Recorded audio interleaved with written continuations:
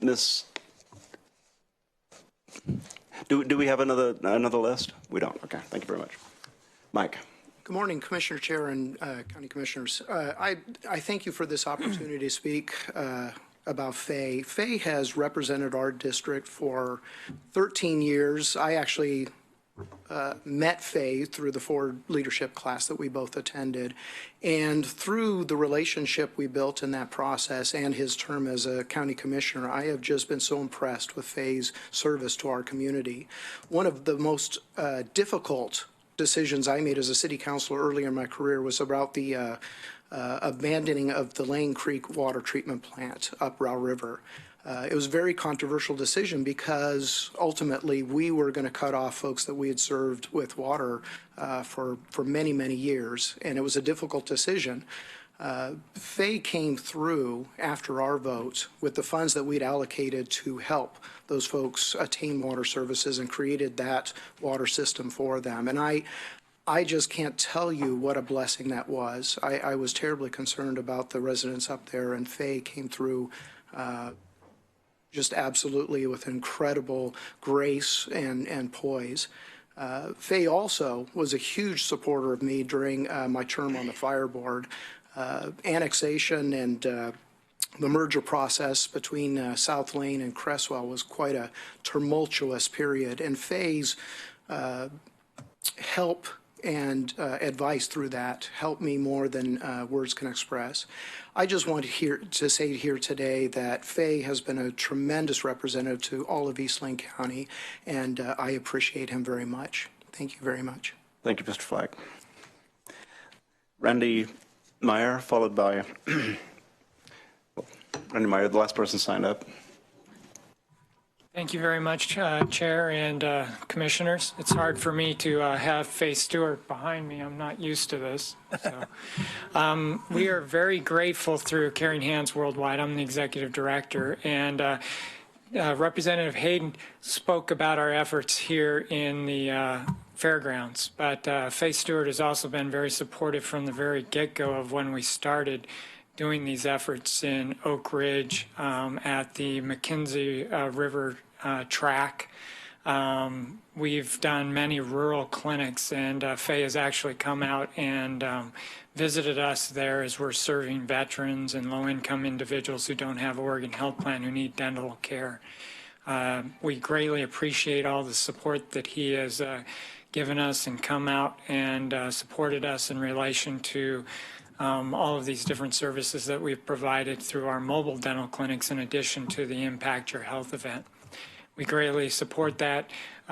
We believe in everything that you're doing here in Lane County and want to give our vote of support and thank you to Fay Stewart for disregard the timer. Years of service. Thank you very much. No, please keep on. The timer's in error. That's all I had anyway. Thank you. Well, could you help me shut this thing off then? I'm serious. How do I shut this off? I can bring Diana up here. And I see Mike in the audience in case I need to know how to use the button. That's that's all we had to signed up today. Yes, thank you. But before we move along, anyone else who wishes to say a few words regarding Commissioner Stewart? Anyone in the audience? Tim just stepped right up. Tim stepped up. Tim Elsey, please. Thank you very much for this opportunity. Fay, I just want you to know it's extremely difficult for Public Works to lose you as a commissioner. You've been a strong supporter of Public Works for years, and we're here today. A lot of us are here in this room just to honor you and show our respect for you. However, I do want to say it's not a surprise to us that you've chosen a career in Public Works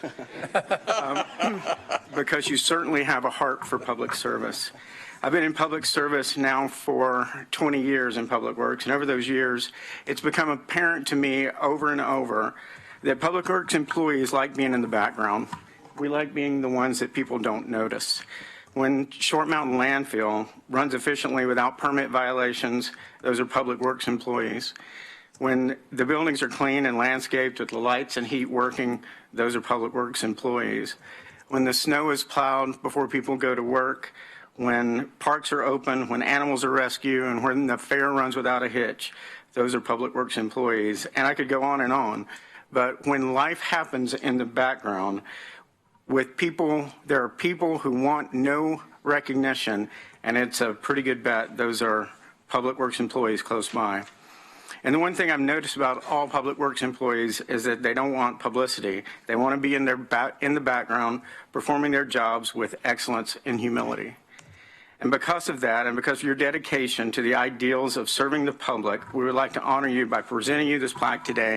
And if you don't mind, I'll read it real quick. It says, to Faye Stewart, by personifying the principles of excellence with humility, you are hereby made an honorary lifetime member of the Lane County Public Works family. All right.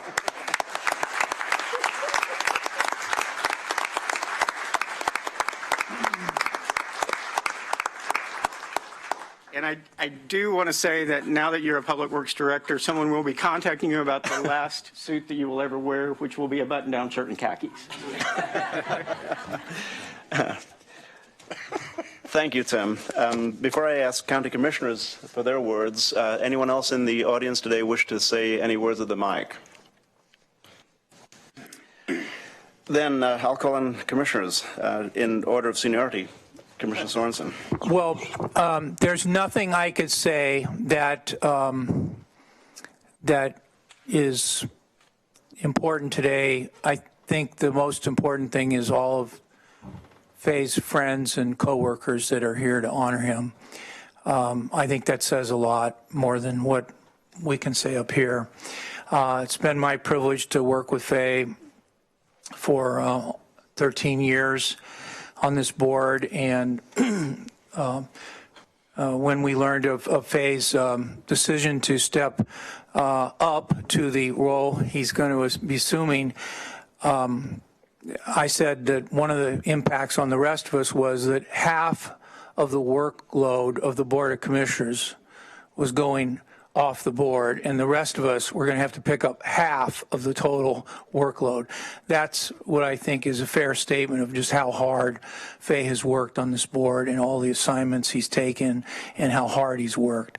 And for those of you who kind of see the five of us up here and maybe see us as five individual people, which we are, but I think it's fair, all the commissioners would agree that Faye is, you know, one of the hardest working commissioners that we've had here for many years, and we're going to really miss him, not only for his hard work, but his civility and his willingness to work with people of different backgrounds, to listen, and all of those skills are going to serve him well in his new position. And thank you very much, Faye, for your service.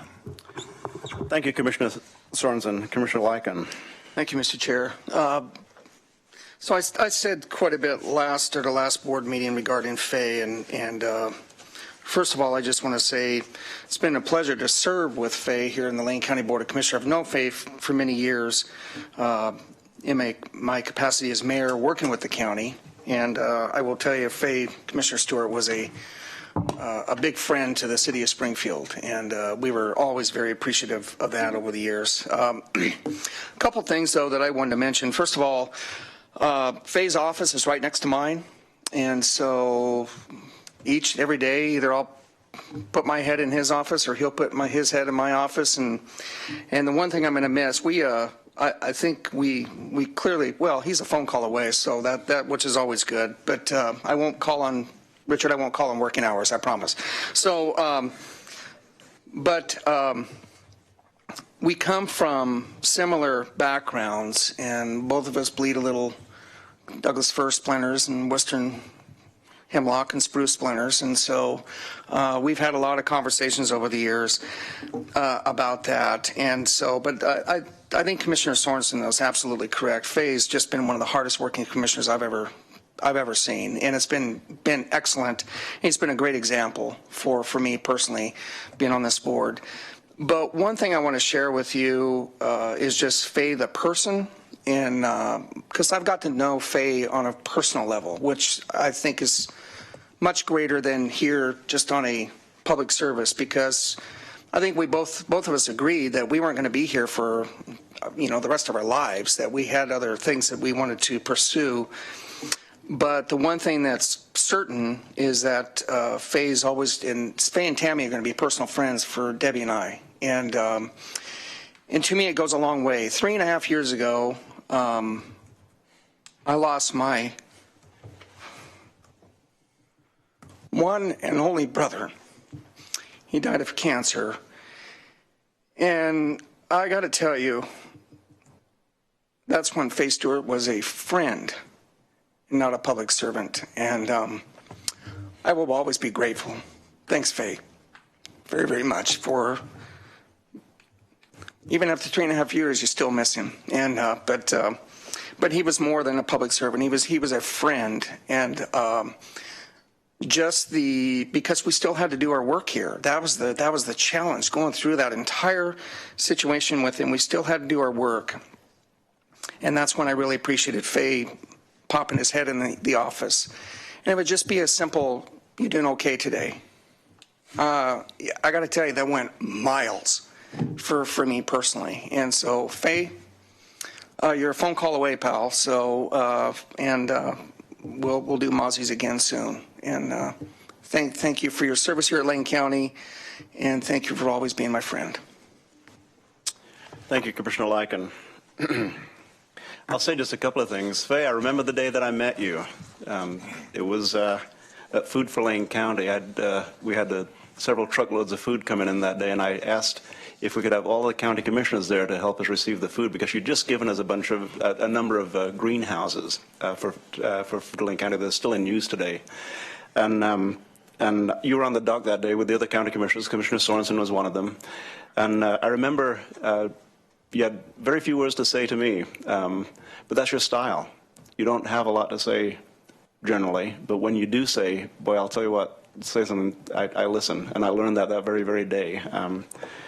I knew I could like you. I knew I could work alongside you, and I knew that I could count on you from the very first day that I met you. And when I became a county commissioner, Faye, I did count on you. You came out, you put me under your wing. You put your arm around me. And you've made my work easier. You've made my work more effective, and you've made all of our work easier and more effective. I'm looking around the room today, Faye, and we've got a room full of folks here.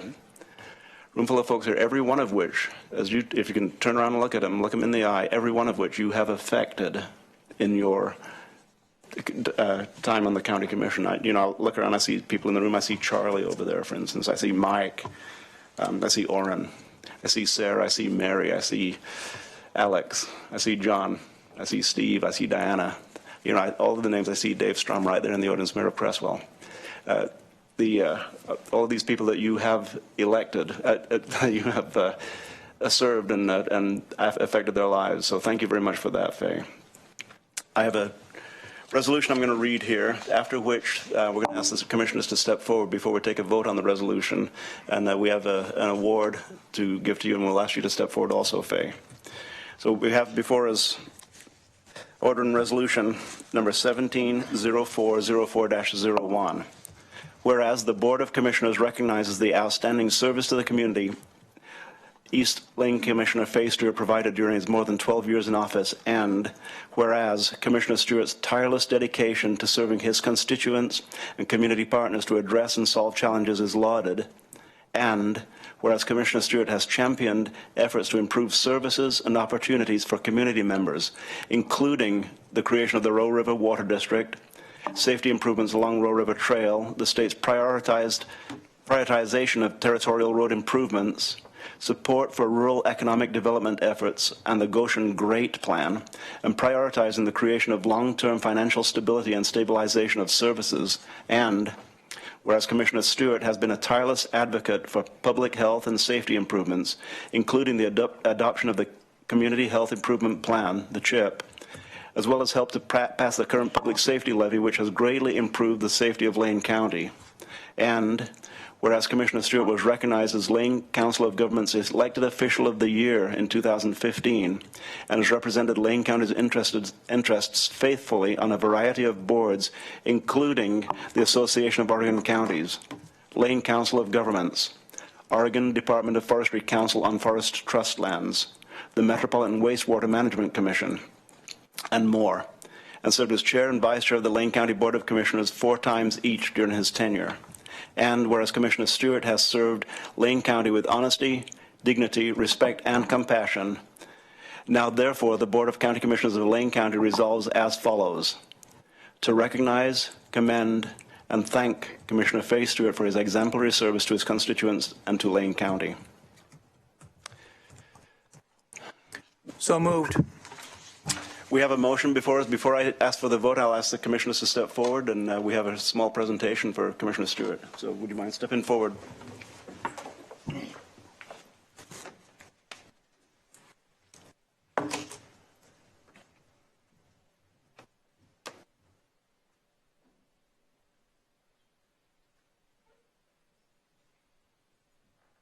know, I can't believe this. He's always been here.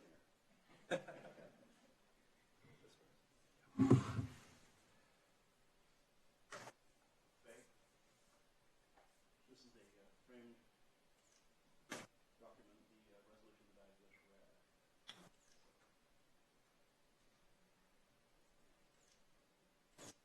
How's my hair?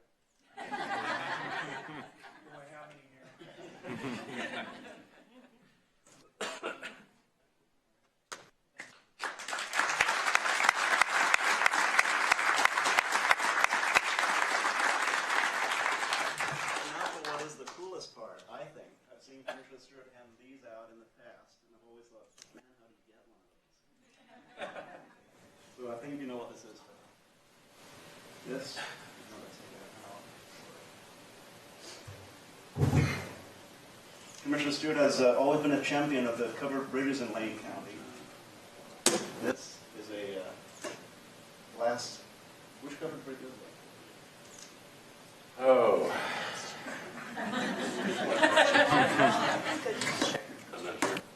Let's call it Good Pasture. We'll say it's Fall Creek. Wow. Usually you have to work here at least 20 years to get one of these. Well, you know, you've put in more than 20 years, Commissioner Stewart. And now I'm asking if you would take a line. Oh, jeez. No pressure. No pressure.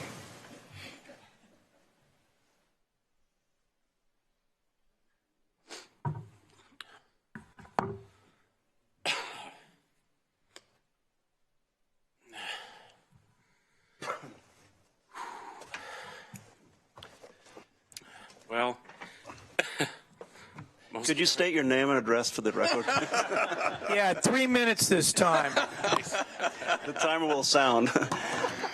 that'd be pretty easy. I'm usually a person of few words, so I don't think that I'll probably veer too much off that today, but I have truly been blessed to have had this opportunity to serve the constituents of East Lane County. And I thank the Lord for that opportunity. And most of all, I thank my family, my wife and kids, for allowing me to do it.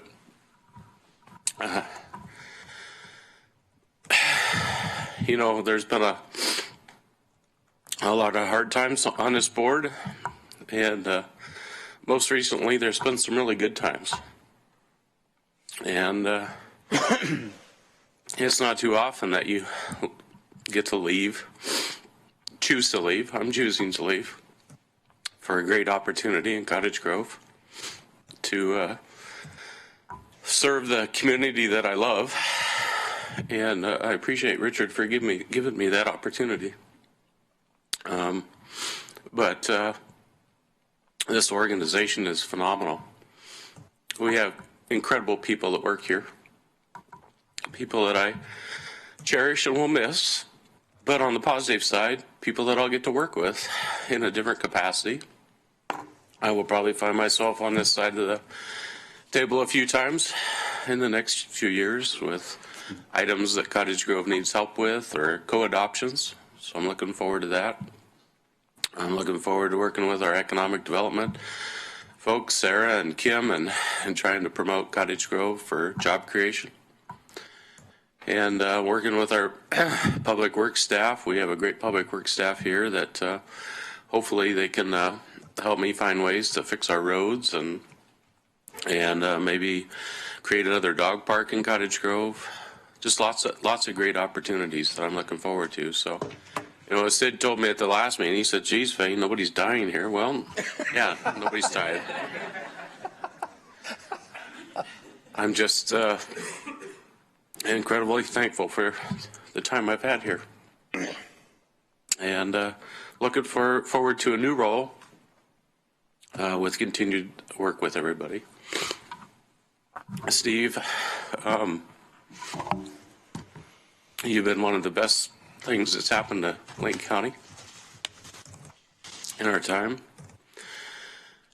I never imagined that we'd be able to reduce our budget by, close to $50 million in timber dollars that we've lost.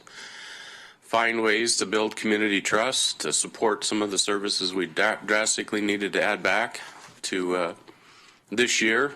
Balance a budget without having to cut into our reserves. Enhance a few services and be able to continue the great work that we're doing here.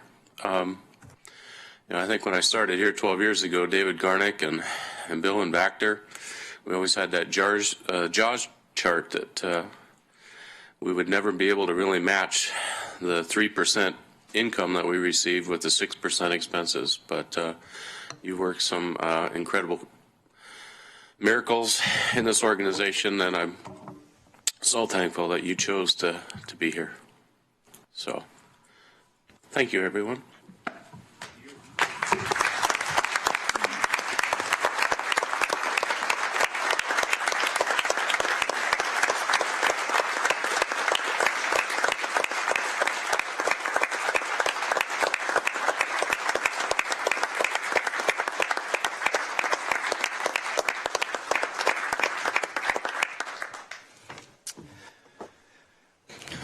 Farewell, Commissioner Stewart. Richard, we have a special private reception for you following this. If you could report to the back office.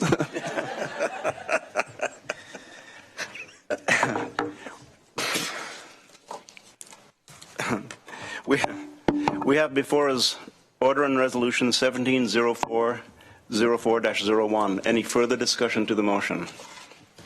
Hearing none, I'll call for the vote. All those in favor, please say aye. Aye. Aye. Passes unanimously. Commissioner Bozovich, absent, excused. Thank you, Commissioner Stewart. At this time, the Board of County Commissioners will, pardon me one moment, I have not given Mr. I just Mokrahajski an wanted to, opportunity. Mr. Chair, if you want to invite anyone who is here upstairs for a brief reception, they're welcome to do that with Commissioner. Thank you. At this point, the board will take a short recess before we conclude resume our business in 5 minutes. However, all of you are invited upstairs right now, and I wish I could come and join you, but I can't. We've got stuff to do. We have a reception for Commissioner Stewart upstairs. Yeah, someone left us. If any one person leaves, we no longer have a quorum up here. So, so please accept my invitation and Commissioner Stewart's invitation to join him upstairs outside the Board of Commissioners conference room for a reception and a chance to shake hands and talk one-on-one with Commissioner Stewart. Faye, thank you very much, and farewell.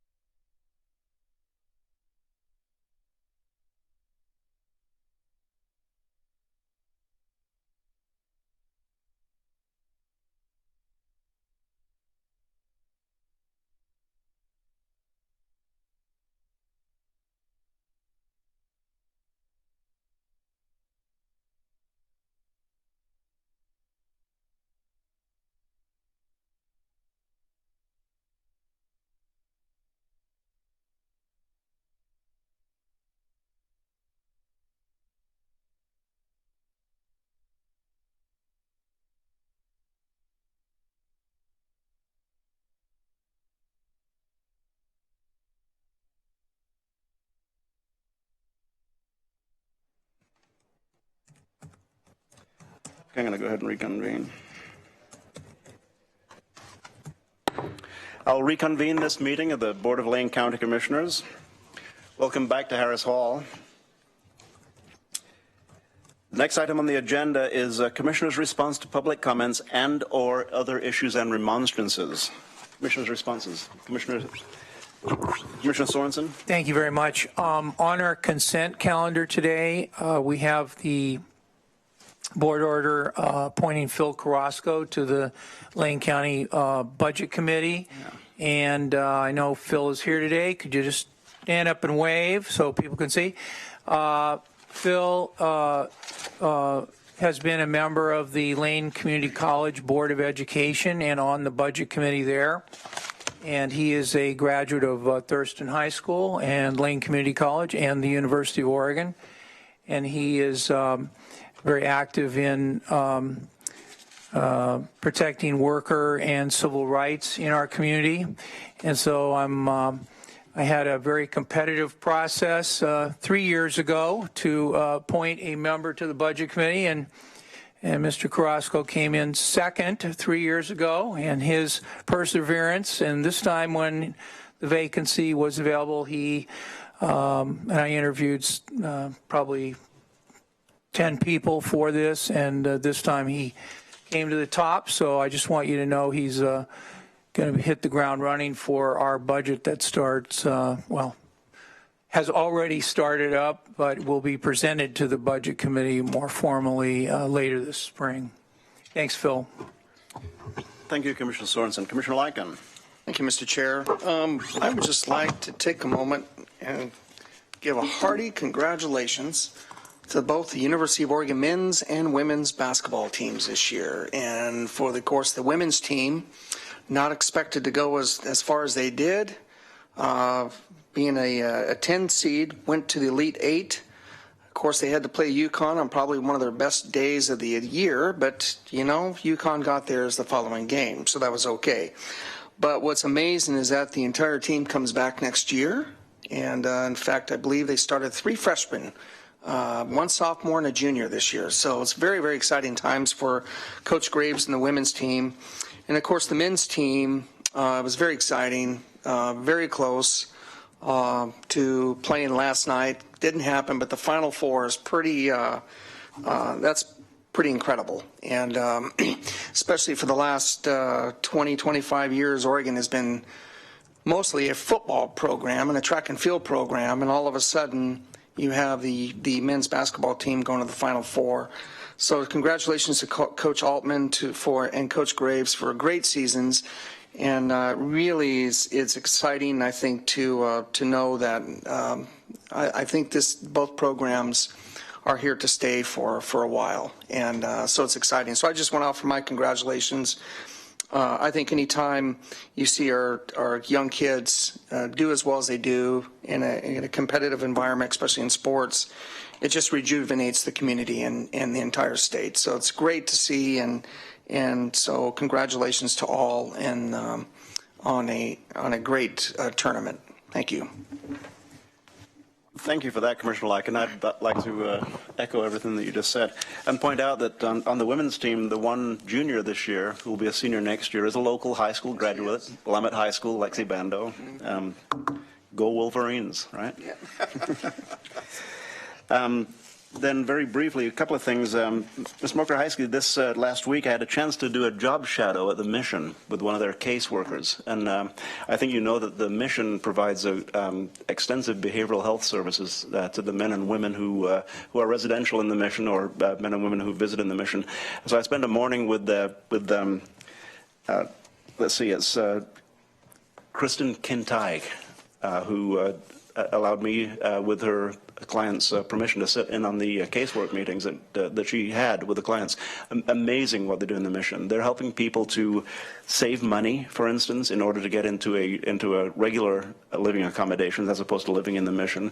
Helping people to satisfy all of their obligations that they may have accumulated through the years, and helping people to receive services that they are eligible for that otherwise they may not be inclined to apply for. So what the mission does is pretty amazing. They do it without governmental help, generally speaking, although the mission does step forward and provides a temporary home for the Nightingale Health Sanctuary. And if you step across the street from the main offices of the mission, that's where you'll see the Veterans Safe Spot, community-supported shelters where veterans are housed. So the mission does a great job, and I was pleased to see the type of work that's done in the casework section of the mission's complexes. Very, very interesting, very enlightening. The other thing I will mention is that this last week I was invited to the House Committee on Veterans Affairs and Emergency Preparedness. I was actually invited.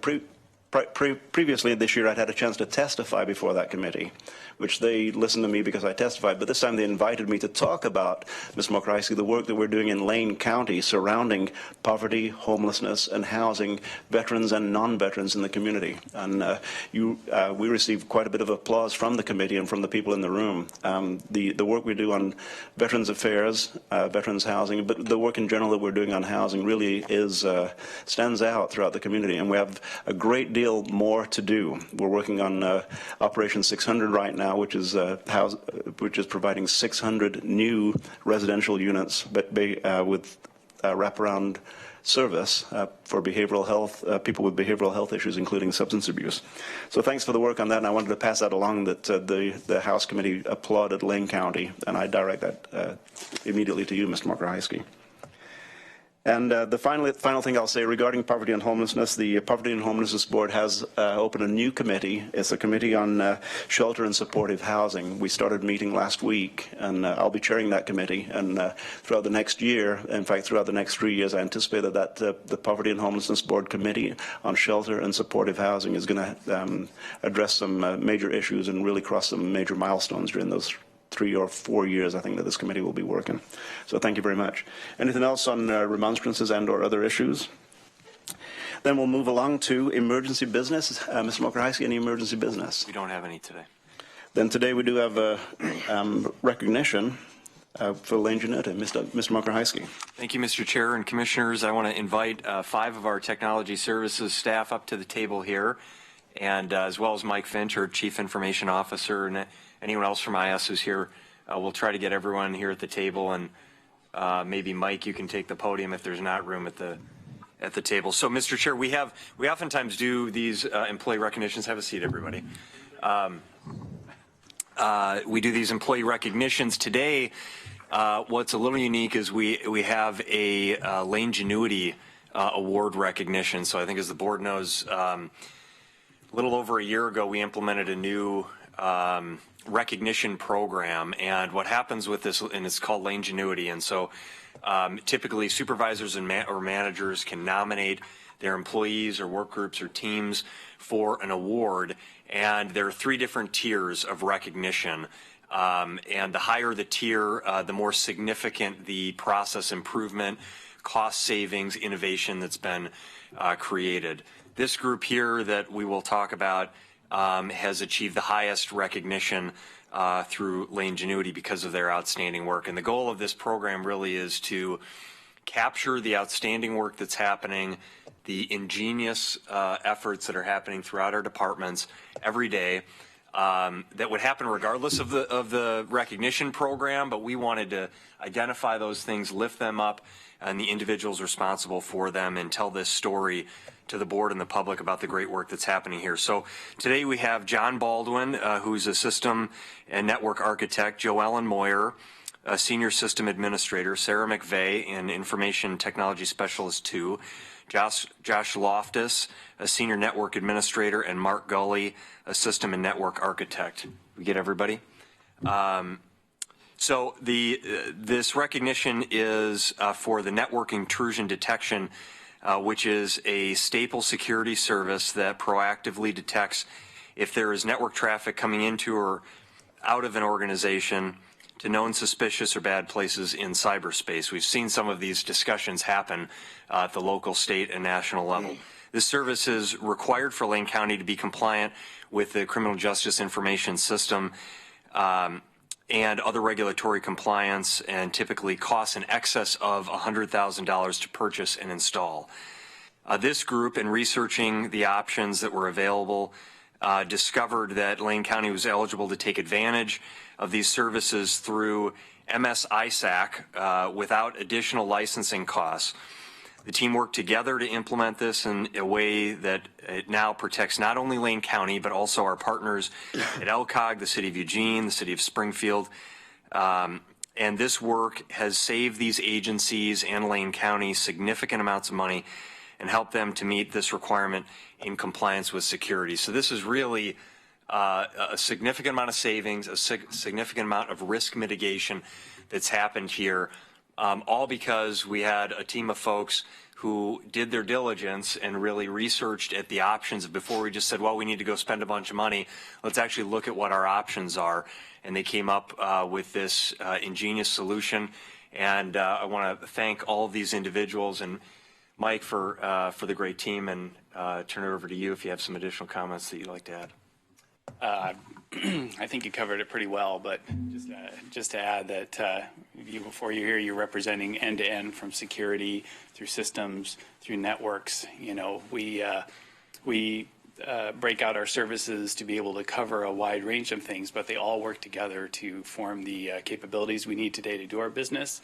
But safety and security are always at risk, always a threat these days. And their work, their ability to work across their different areas to put together a solution that benefits the whole community is just tremendous. And yeah, so thank you to everybody here.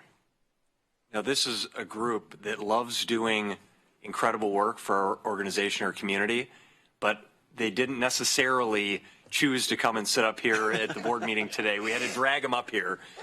So I thank all of you for being here today, and we promised that we would not put folks on the spot, but Mr. Chair, if you or other commissioners have questions for the group or any other comments, we welcome those. You mean other than the 7 minutes each that they have to speak to the work? Right. Well, if there's anything that any of you would like to say, I would love to hear. I suspected that to be the case. What do those guys do? Actually, so this is Cheryl Reedy. She is our now technology infrastructure services manager. She oversees our regional data center and the networks and systems. And then we have Kim Morgan. She is our security manager. She oversees the security and audit division and is working constantly on policy and compliance and making sure we're safe. Excellent.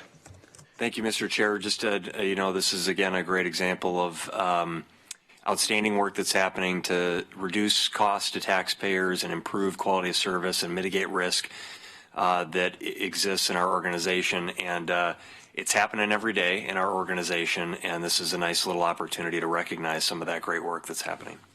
You know, it's just amazing to sit here in front of you. But while I have you all here, could you tell me what this button does right here? I asked Mike earlier, and he couldn't tell me. So thank you. I heard the number $100,000 thrown out, and then for the other agencies, you didn't have a specific number. But that is, it's not a lot to me and you, but that's a lot of money in Even more impressive is that's an annual cost. These remarkable services are annual. They charge absolutely you, remarkable by seat for these kinds of things. So this savings is will continue to perpetuate across the years. And based on a conversation that we had earlier, this is not the only types of savings that this department is bringing forward. We're actually generating income through services to other counties through this department.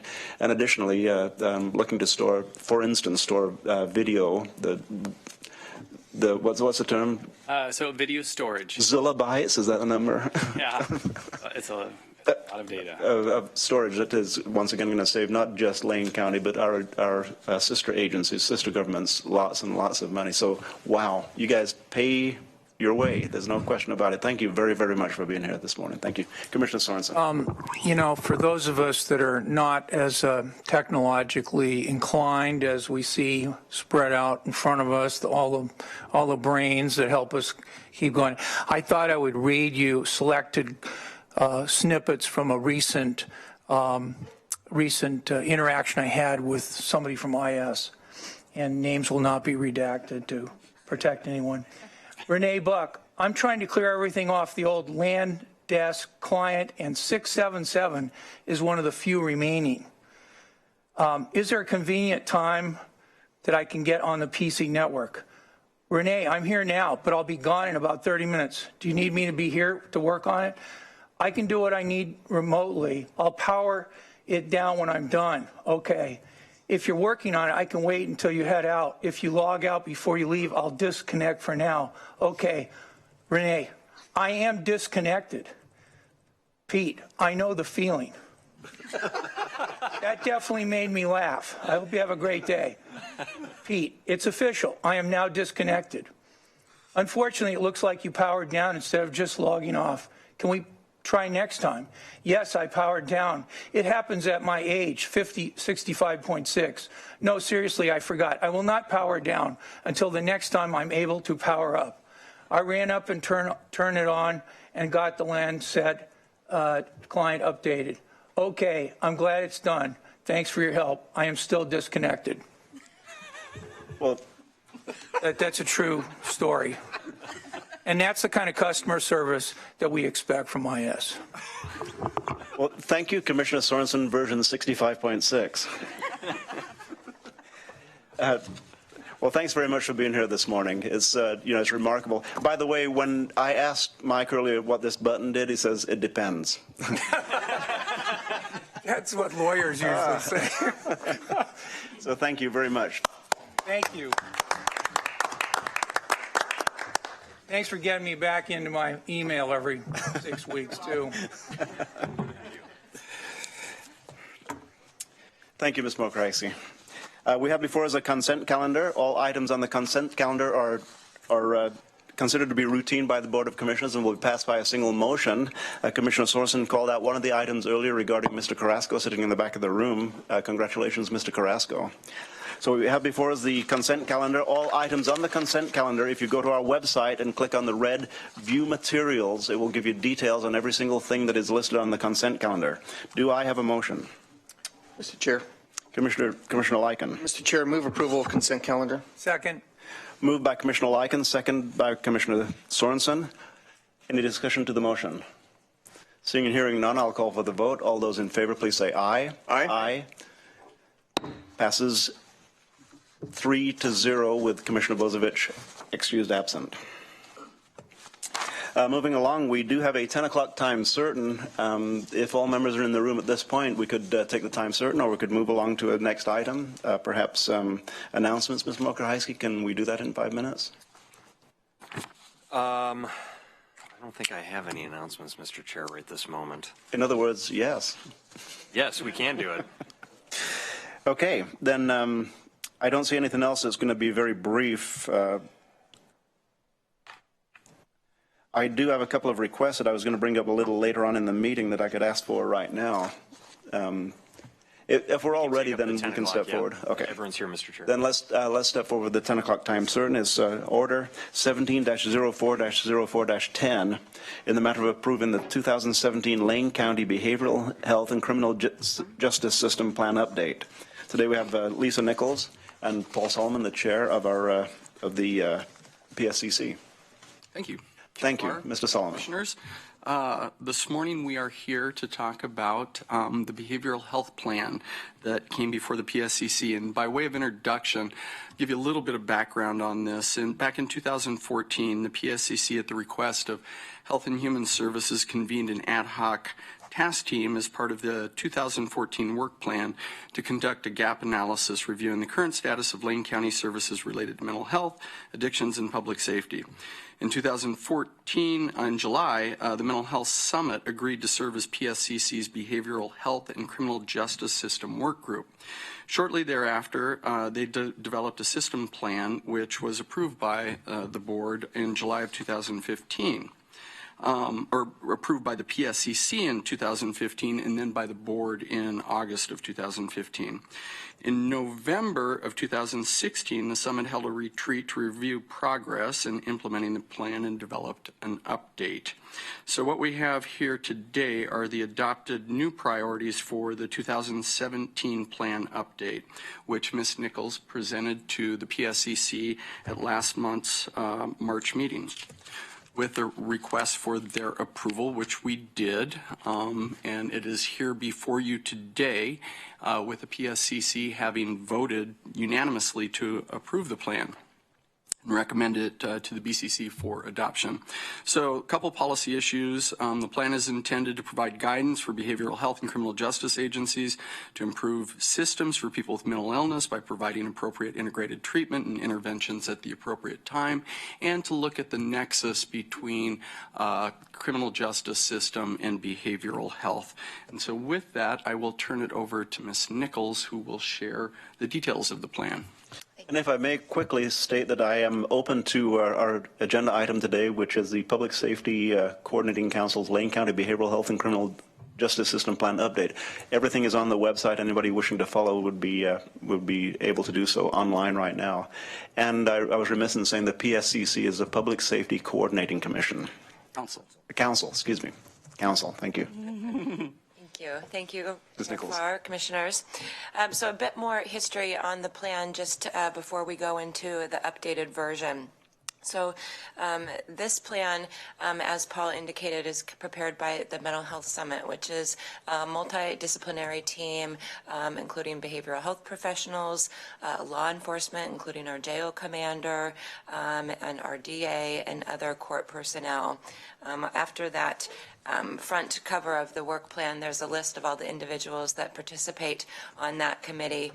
That committee has grown quite a bit over the last couple of years, and it really shows our commitment in this area of improving services to those that are intersecting our behavioral health and criminal justice systems. Can I intervene? The commitment is really evidenced by the fact that this meeting is held at 7:30 in the morning and 20 people show up at each meeting. It is really remarkable. And I'd like to point out that coffee and donuts are not served at this meeting. Even Commissioner Farr showed up at our last meeting, and so maybe I'll work on the coffee and donuts for next time. So when we originated this plan, we started by doing the sequential intercept mapping process. So this is a process that looks at each different intercept of the criminal justice system, those touch points of where people that are also involved in the behavioral health system touch that system, and helps identify gaps in our system, and helps us focus areas of work. So from that initial process, we created the original plan, identifying and prioritizing our gaps in services. So before I go into the components of the updated plan, I'd like to just take a moment to recognize the successes that we had out of our last plan. So because of this work plan and the members of that group and others in our community, we were able to add the Hourglass Community Crisis Center, providing 24/7 mental health crisis services to our community. We were able to add the new Circuit Mental Health Court. We were able to expand mobile crisis services and our jail diversion program. And then, of course, as you know, we were able to increase services, mental health services in our jail, including 3 FTE of Lane County behavioral health staff that were approved by you in last year's budget. So these are our big successes that are really positively impacting our system. So as we move into the new plan, and you've got that in your packet, so starting on page 7 are the priorities that we have identified to work on moving forward. So I'd just like to take a moment to go through those. So the first item is to add a pre-sentence assessment to identify high risk and high need. So this is a continued effort to coordinate using evidence-based tools, coordinate with our law enforcement partners. This is a tool that is utilized on their side of the world, and we'd like to add that for those people that are also in the behavioral health system to help better identify risks as well as needs, so we can better cater and serve those individuals. We'd also like to increase trauma-specific services. As you would guess, many individuals that are crossing both of these systems have experienced a good deal of trauma in their lives. So focusing services that specifically cater to that would be of great benefit to them in their treatment and as they move forward. Moving to page 8. So continue to improve our handoffs between the criminal justice and behavioral health system, those soft or warm handoffs, as we like to call them, reducing people from falling through the cracks and increasing support for individuals. Now we move into solutions that require a bit more resource, but we've had success in those areas in the past, and we continue to want to focus on them. So that first item is around continuing to expand our crisis services. We've had a lot of success in that area, but it's still an area that we need to continue to focus on. So that includes adding short-term crisis housing, and also increasing coordination with our local attorneys, making sure that we're all on the same page as we help people move through the system. Also related to that is more affordable housing, something that we talk about in a lot of different forums, making sure that we have housing available at all points in the spectrum for those that are in the behavioral health system, for those that are exiting the criminal justice system. There's a very high need for those individuals, so increasing the availability of those options. Would also like to bring back Social Security disability case managers. So this is a proven system, individuals that are trained in helping people navigate how to apply and receive Social Security benefits that they're eligible for. Obviously, having a steady source of income, it really contributes to a positive in treatment and success. This item also brings an economic benefit to our local community as well.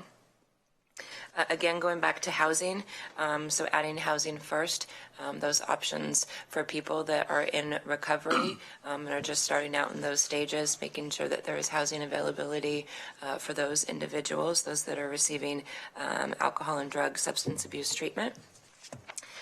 Moving to page 9, adequate based community restoration resources. So this specific item relates to our aid and assist, that 370 population that we've talked about in the past. Having these resources in the local community allows us to keep appropriate individuals in our community to receive restoration and treatment services and avoid having to send them to the Oregon State Hospital. It's a more fiscally responsible alternative, as well as a better alternative of care for these individuals. Next item is focusing on transitions from inpatient to outpatient, specifically using peer supports. So peer support specialists are a great addition to the behavioral health workforce, adding those with lived experience that can really connect and have a relationship with the individuals that we serve. So increasing the use and availability of those staff can really help aid in those transitions and make sure that people are successful as they move through the system of care. Going back again to housing, so as you can see, this shows up several times in our plan, a very important and priority item in our community and across the state. So this one is specifically to supported housing and adding intensive case management and peer support, that wraparound care that allows individuals to be truly successful in their treatment on that road to recovery.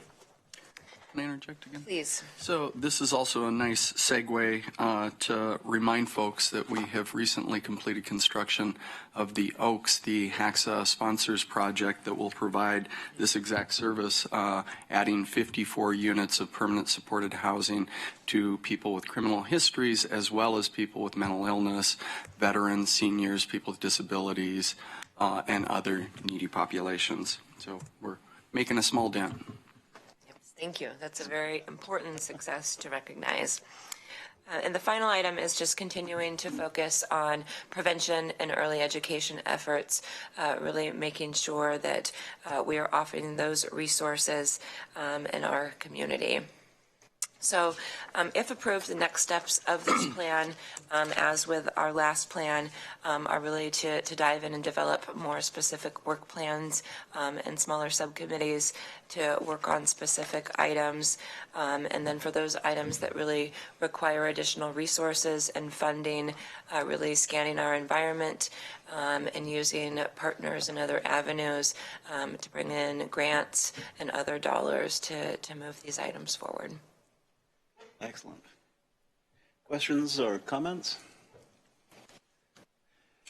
You know, you just spent about, 12 minutes talking about this remarkable body of work. I mean, it's amazing. When we look at where we were, say, 3 years ago, you were both here 3 years ago, and you saw the work that we had to do regarding addressing the significant impacts of behavioral health issues in our community. And then when we first established the Office of the Performance Auditor identified behavioral health as the most significant challenge for Lane County in terms of supporting with our budget and with the resources that you need. And what you've done, the first batch with limited resources, the second batch asking potentially for more resources, what we're finding is that by diverting even a small amount of resources into behavioral health issues, we free up so many other resources to focus on different issues that maybe are a little bit more visible sometimes in the community. And it's remarkable. I've listed a few things. You know, the fact that we have the Hourglass Community Crisis Center, that comes off the tongue pretty quickly, but what you do there is just unbelievable. Taking folks to the crisis center, as opposed to historically they've gone directly, perhaps sometimes to the jail to be booked in or to be evaluated in the jail, but getting people diverted to more direct services that are pertinent to the issue that they're facing, the issue that put them in the back of a cop car to begin with. So it's amazing what Hourglass has done. And then Mr. Solomon, for people exiting the criminal justice system, how much we've done here in Lane County, that the rest of the nation is watching what we're doing here in Lane County regarding men and women who otherwise would have an extremely difficult, if not impossible time readjusting to life on the outside. Is that the right expression? That's an expression that's used. Putting them into residential services, helping them find services that they're eligible for. And you mentioned, almost in passing, helping people identify Social Security services, disability services that otherwise, once again, they would not be inclined to apply for services that they are eligible for and that they do need. So the amount of work that's going into this, I'd encourage everybody to take a look at it. The PSCC's a report that's given to us today is remarkable, the work that's gone into it. And once again, 12 minutes does not do it justice. This is a lifetime of work. And for the rest of the state, the rest of the nation to be watching what we're doing specifically here in coordination with other agencies and in particular with sponsors. You know, we talk about people exiting the criminal justice system. Nobody else has anything quite like sponsors, Paul. You know, there's nothing like that anyplace else in the nation that I'm aware of. And the work that we do there, including building the new facility, the Oaks, that is soon to be online, placing people in a safe place to live, ensuring safety of not only them, but of the community, the entire community surrounding them, giving people a chance to readjust to life in the mainstream, giving a chance to for people to avoid recidivism, giving people a chance to avoid falling back into the criminal justice system once they have taken a step out of it. So once again, a few words for the remarkable work that's been done. Any further comments or questions? And we have before us an order. Pardon me, Commissioner Lycan. Thank you, Mr. Chair. So a couple questions. And on the recommendations, so I'm looking at number 3 here, and for those items already being worked on, identify the group doing this work and invite them to meet with the Mental Health Summit. So the Mental Health Summit, I saw that there was a specific summit in 2014. So it looks like this is ongoing. Is that correct? Yes, it's a monthly group. The name of it is maybe unfortunate because it sounds like a one-time event, but it's actually a monthly meeting that includes all those members that are listed on the front of page of this document. And that's good to know. The other question I have then, it pertains to item 5. And for those items which are more difficult to find funding for implementation, examine possible collaborations with other federal, state, or local agencies. So on the federal side, we have a new administration. And so has there been any engagement at all with Smith Dawson Andrews, which is our lobbyist, to maybe discuss further on what kind of federal opportunities are out there? So is there engagement with that? Maybe I'm going to look at Commissioner Farr on that and find out that, because this is going to be key with the new administration, and not just the administration themselves, but also keeping our congressional delegation and our senators also engaged in this process. Because the reality is, a president can unveil their budget. I'm not sure President Obama's budget's ever passed, But what happened is that, you get Congress together, then they put their budget together, then they pass it, which is what is supposed to be done anyway. So I don't know what's happening there.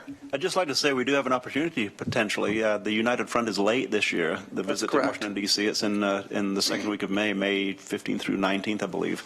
And if there's an opportunity to get some things forward onto that agenda, we still have time to do that. And I think we can have great impact with it. I think, quite frankly, we're not the only ones focusing on behavioral health. At the federal level, they're focusing on behavioral health also, as well they should. So this could be a good time to put forward a request. Thank you for bringing that up. Can we reach out to them and find out because it seems like to me, this could be on an agenda, because you're right, with the lateness of United Front, this could be on an agenda now so that we're not somewhere back in the, the middle of the line, but instead we're kind of creeping ourselves to the front of the line. And also just to be engaged with, we hear members of the legislature think this is so important. And I got to tell you, more times than not, this is going to be a top priority, and then the priority seems to keep slipping. I remember Senator Courtney, I think it was the last session, top priority.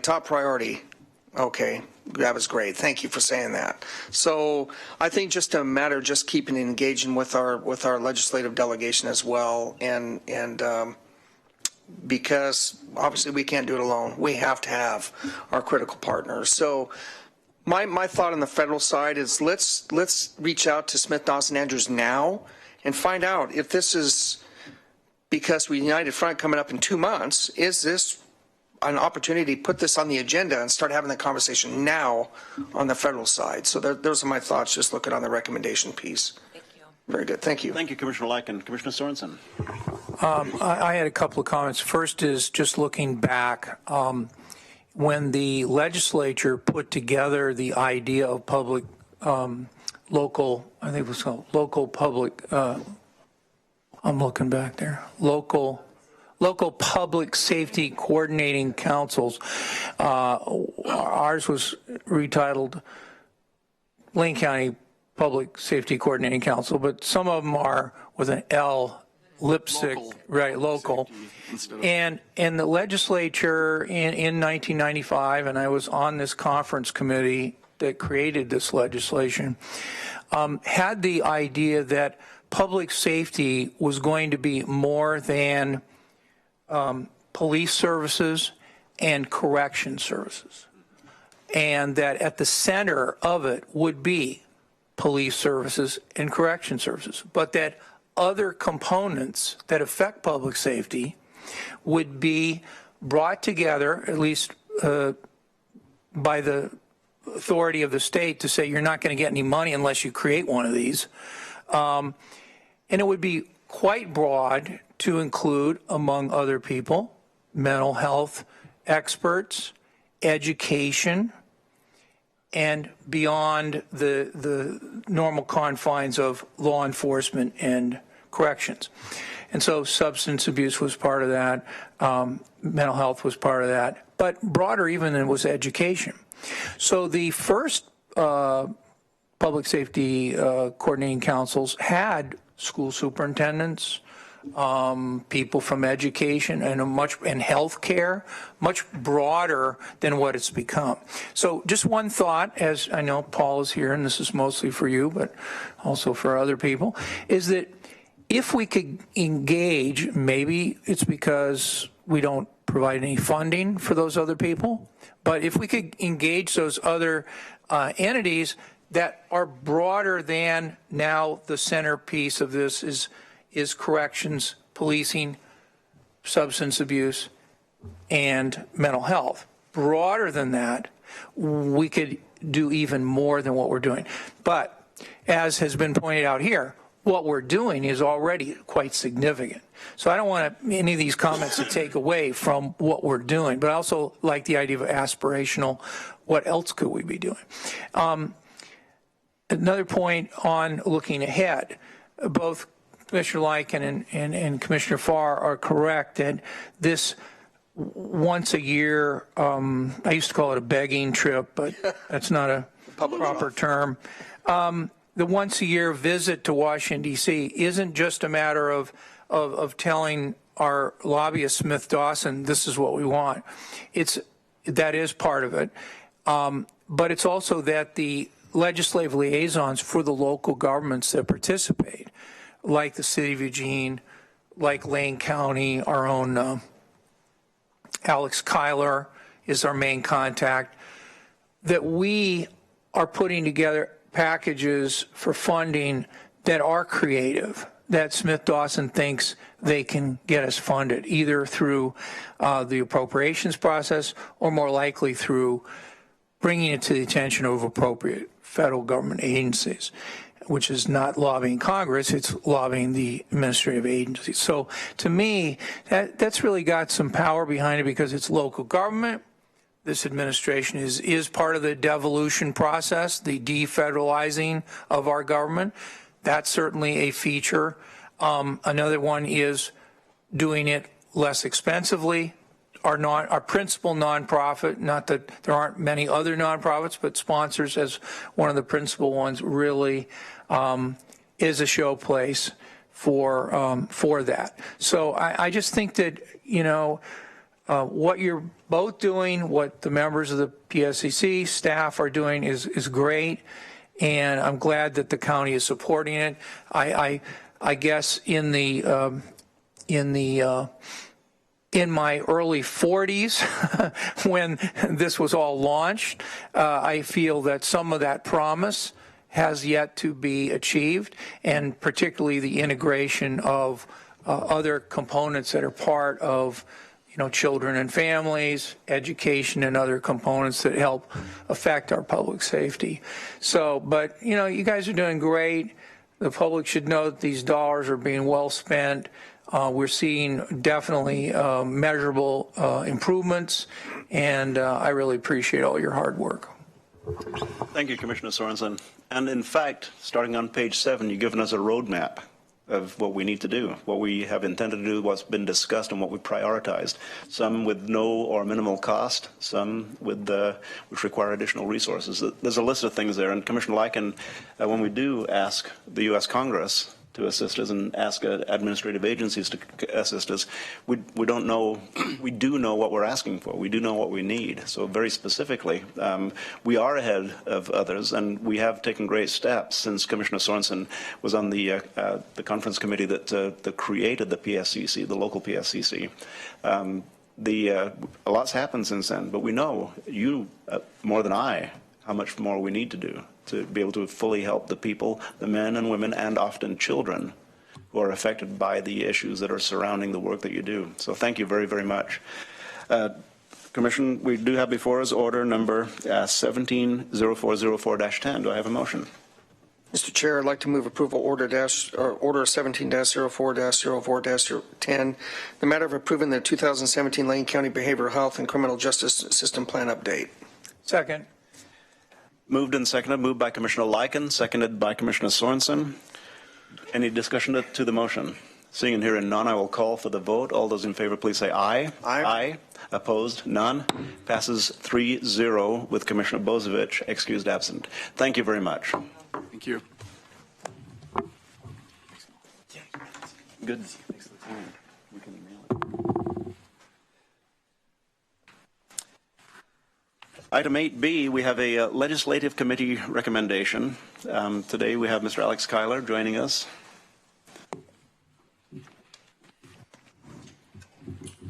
Alex, Mr. Mokohaisky.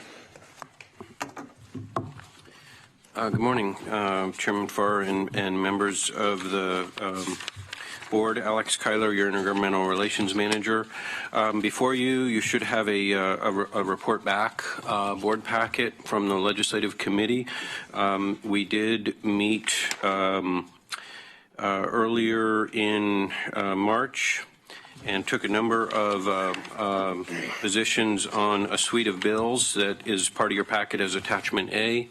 And then the other attachment in your packet is Attachment B, which is an update on the pre-session priorities that were established by Lane County. Mr. Chair, there are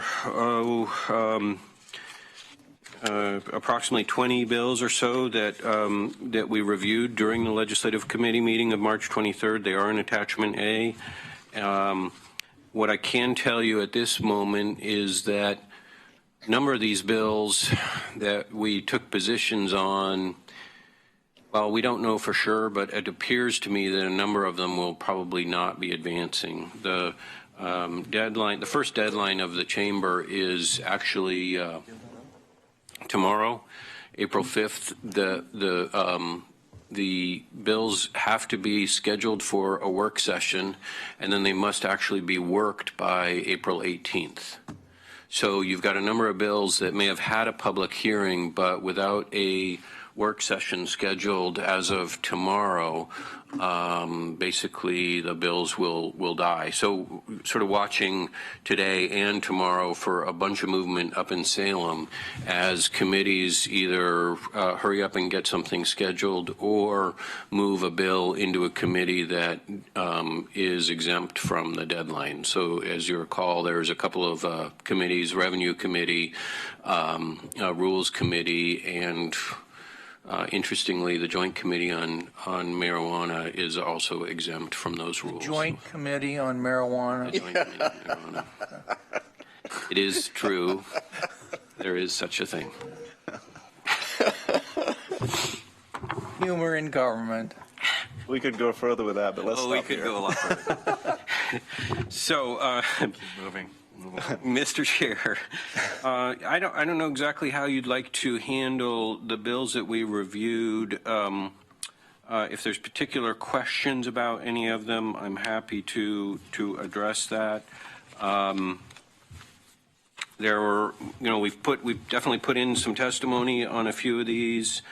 And if you have any questions at this point in time, I can answer them, or I'm happy to run through them quickly. Sure, I've got a question. Commissioner Lycan. So, Mr. Chair, thank you. Alex, so I've gone through the bills, and, I don't know if the board wants Alex to go through all of them at once. I do have a question on one of them. Yeah. House Bill 2980. And establishes authority for more than one county mental health program in certain circumstances. Oppose. So my question to you is, as we know, we had conversations with Douglas County a couple years ago regarding they were potentially walking away with public health altogether, and I think there were folks from the Oregon Health Authority that actually suggesting Lane County have that conversation with Douglas County, whether we could take that on or not. So I'm looking at this and asking the question on, Douglas County again is teetering. Josephine and Curry County basically they've already fallen off the cliff. They just haven't hit the bottom maybe yet. So question on these particular counties, and like these timber dependent counties, what if they can't afford and they walk away? So this bill basically prohibits anybody from walking in and contracting, or I was trying to read this, trying to figure that out. So how does that work? Mr. Chair and Commissioner Lycan, so this bill would not preclude Lane County, for example, from essentially being the mental health authority in Lane County and then also contracting with another county to be their mental health authority.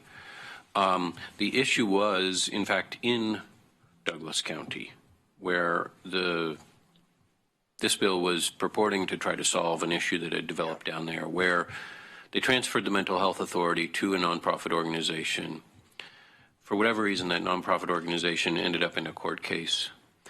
And so that handcuffed that first one. And so the one idea to sort of solve that bottleneck was to say, well, couldn't the county contract with a second one? And they couldn't under state law.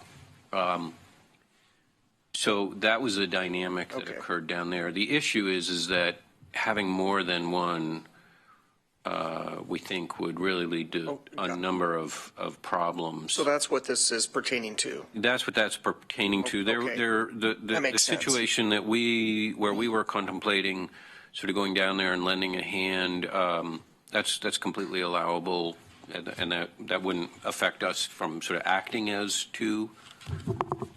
Okay, because each county commission would be right. entering into that authority with the organization. So if Alicia and Karen are watching this, and I see Lisa back there, I am not trying to sign Lane County up to go rescue any other public health or mental health operations from other counties at all, by any stretch of the imagination. I think So, she says thank you very much. Yeah. And Lisa's probably going, oh, thank God. So, no, but just asking, okay, so that you answered my question. Thank you very much. Commissioner Sorensen. You know, this morning we heard about our staff at IS, and there's a bill, Senate Bill 294 in the packet. And my understanding is that one of the reasons that we saved a lot of money here at Lane County on computers and outsourcing is because our managers are really listening to employees, and in fact, today we honored the IS employees. So I'm looking at this Senate Bill 294 establishes a right of any agency employee or representative from their bargaining unit to seek judicial review of cost analysis before going out with an RFP over $250,000. Now, and it's marked as oppose. First, can you tell us what's the status? Has it got a hearing? Is it moving? It looks like it was a pre-session filed bill by the interim committee. That's what the materials seem to imply, which means it's probably moving, but maybe it's not moving. What's the status of the bill, and why would we want to oppose something that would say, hey, let's take a look at when we're going to outsource something for over $250,000. That's not outsource everything under $250,000. It's only outsourcing for everything over $250,000. Why would we want to do that? Why would we want to not empower our employees to seek a review of the decision to go out on a RFP, where we're giving money to a for-profit, typically to a for-profit organization, taking it away from the public sector workers that are doing it? Hey, if it was better to go for the outside, then the review is going to show that. If it's not, the review is not going to show that, and it should be done internally. So what's wrong with that bill? And if it was pre-session filed by the committee, and the committee studying it in the interim thought it was a good idea, why would we be opposing the bill? Chair Farr and Commissioner Sorensen, this one is scheduled for a public hearing. I think it's tomorrow that it's scheduled for a public hearing. It does not have a work session scheduled at this point. So this, again, this is one that we might see pop for a work session scheduled, potentially, but depending on how this thing goes. Like I said, I think it is scheduled for a public hearing tomorrow. Why wouldn't we want to monitor it as opposed to directly oppose it? The issue on this one is that these are costly to, you have a judicial review of something. You're spending an awful lot of administrative time now sort of determining whether something is a good idea or not. This one,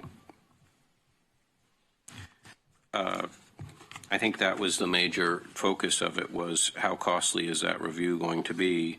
And well, yeah, but think of it this way. If a single employee in Lane County government said, wow, I just think the county shouldn't be going out with this RFP, we could do that here. And I think about it logically. How could they file a petition for judicial review by themselves? That would be highly unlikely. It would have to be the union representing the employees, and it would have to be a large union to say that would not be a good idea. So the idea that, any employee could run around and do this is far-fetched. It would have to be something big, like $250,000 or more. So that's the point. I mean, I like the fact that there's a cutoff, so it's not nagging us over $100,000 or $50,000, which are huge dollars out of taxpayer pockets. I'm not trying to diminish, $50,000 or $100,000, but what's wrong with? I mean, I hear about these large dollars, multi-million dollar contracts. Well, who has a right to actually say, well, that wasn't a very good idea?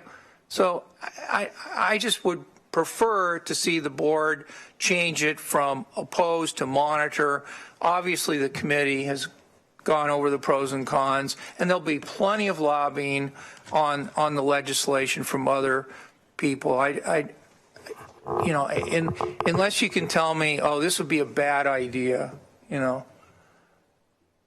Yeah, I think the issue is that an employee may bring this for judicial review, so we could have significant number of amount of slowdown for contracts, legal expense in preparing and being involved in judicial review. So if you did have a situation, I mean, I'm almost certain that we have a number of contracts that exceed that size. And I think like the contracting out for the meal service at the jail or the medical service at the jail. These are multi-million-dollar contracts. Certainly are. And Okay. Not all of them are for profits. There are a number of nonprofit organizations that we contract with, particularly in the realm of the mental health system. And we're often in the roll-up here of commenting on legislation that is a moving target. And I can't believe that other members of the committee, or if it gets that far, a conference committee would say, well, gee, why don't we limit this to for-profit? Or, gee, why don't we knock that off about all employees can file it? How about the bargaining unit can file it? In other words, narrow it down so it gets to the big stuff, the big dollar impacts of government decisions to farm this work out to for-profit organizations. Those are the concerns. Those are the concerns. So, I've given my point of view. I'd like to see the board move it from opposed to monitor, and it doesn't sound like, or maybe I'm wrong, are you lobbying on this bill actively right now? Not right now. Yeah, okay. Do you think you will be if the board says, okay, we oppose? Typically I do. I mean, this is a point of, Commissioner Sorensen, this is the point of being in front of you today is to get the official position. Okay, good. No, but All right, thank you. And in fact, there's another bit. I'm sorry. I believe that Commissioner Lycan may have a little bit of input regarding this bill. So, thank you, Mr. Chair. Alex, do you know if AOC has taken a position on this particular bill as of yet in the legislative committee? I don't recall it, but do you know if that's the case? So here's my thought on this for right now. And I'm going to guess that AOC will take a position one way or another on this, maybe coming up on the next legislative committee. It's probably going to come out of governance, would be my, probably. Can you check in with Rob Bovet on this particular bill to find out if it's on the governance agenda? And in order for us to move the legislative agenda forward, I'm in favor of changing this to monitor for now, and then allow this to, and then we'll see where this goes to AOC, because I think this is a big enough issue that it's just not about Lane County, it's about all counties. And so it'd be good to hear from the governance committee and the legislative committee, and to find out where AOC is going to take a position. So my suggestion is contact Rod Bovet, find out where this is, and I'm going to suggest in April this will probably be on our legislative agenda. So I'm okay changing it to monitor today. But if AOC also in the legislative and governance committee comes out and opposes, I think we need to be consistent. That's my opinion. So that's, I think that Commissioner Sorensen, are you all right with this compromise? All right. That's I'm gonna make that suggestion. So when you come back, you'll likely come back to us again in April. Is that correct? With more, yeah. So then I think we can that allow us to, I think, take a concrete position on this. Chair Farr and Commissioner Lycan will know certainly by then whether even met the first deadline here. Yeah. I will bring your attention on page 2 of that packet, House Bill 3203 in the top half of the page, is sort of a very similar bill in that, except that allows saw that. Basically a private contracting firm to demand a review. The county, and luckily our county's well in compliance of this law. It's an existing law, but to do an analysis before they contract out for certain size jobs to make sure that it doesn't meet the thresholds under the law, which I believe are quite a bit lower than $250,000.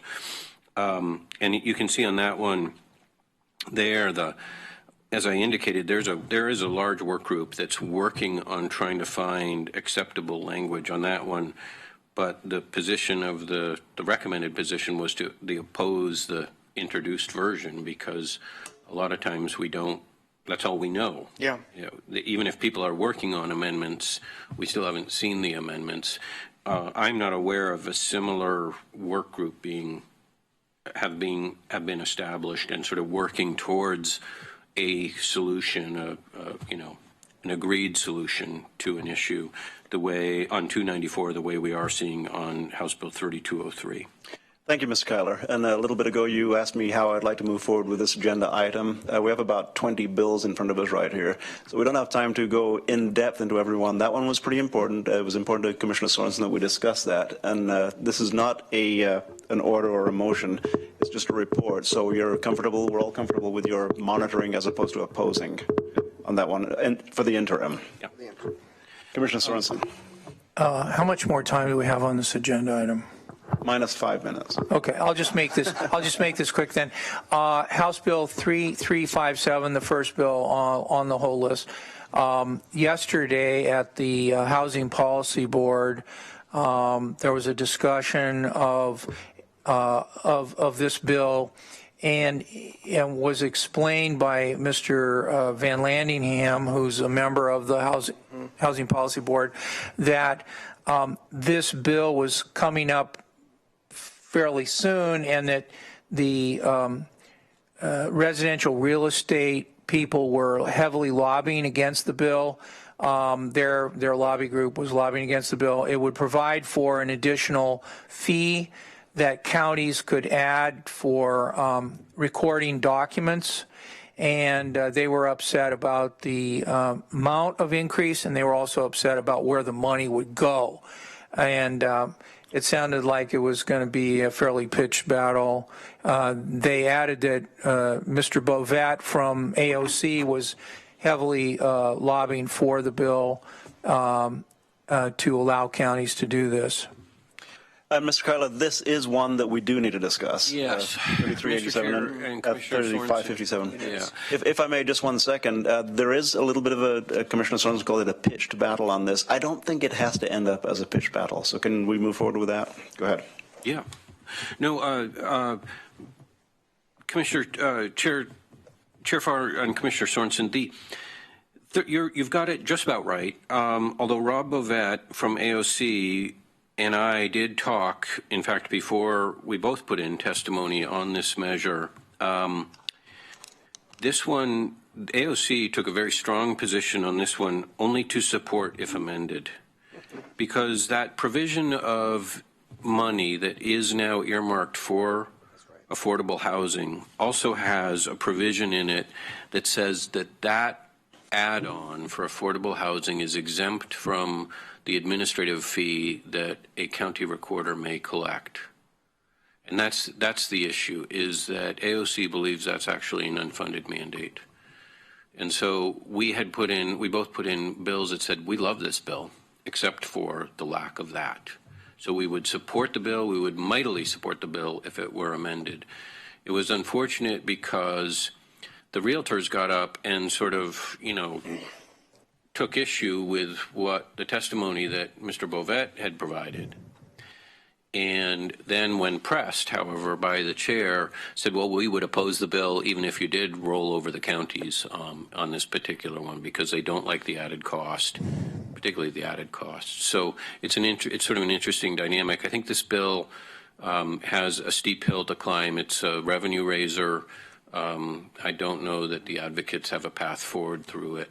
Through the House. Thanks for that explanation, Mr. Keller. And like I say, I don't believe this needs to be a pitched battle, and it may not go too far forward. But from your years up there that the committee room is not a place to have a battle, particularly for the people who are looking up at the dais and not sitting on the dais. I think, like many bills where there is a difference of opinion, compromises can be reached to to move it forward in the interest of both parties. But it's not something that needs to be done on the fly. It's something that we do need to take a judicious approach to and get the interested parties together. You know, sometimes someone will hear a sentence or see a clause in a bill and oppose it wholeheartedly, where if it could be slightly adjusted, it could be something that everybody could pull toward the final passage of. So I'm confident that we've not heard the last of, it's 3357. Let's hope not.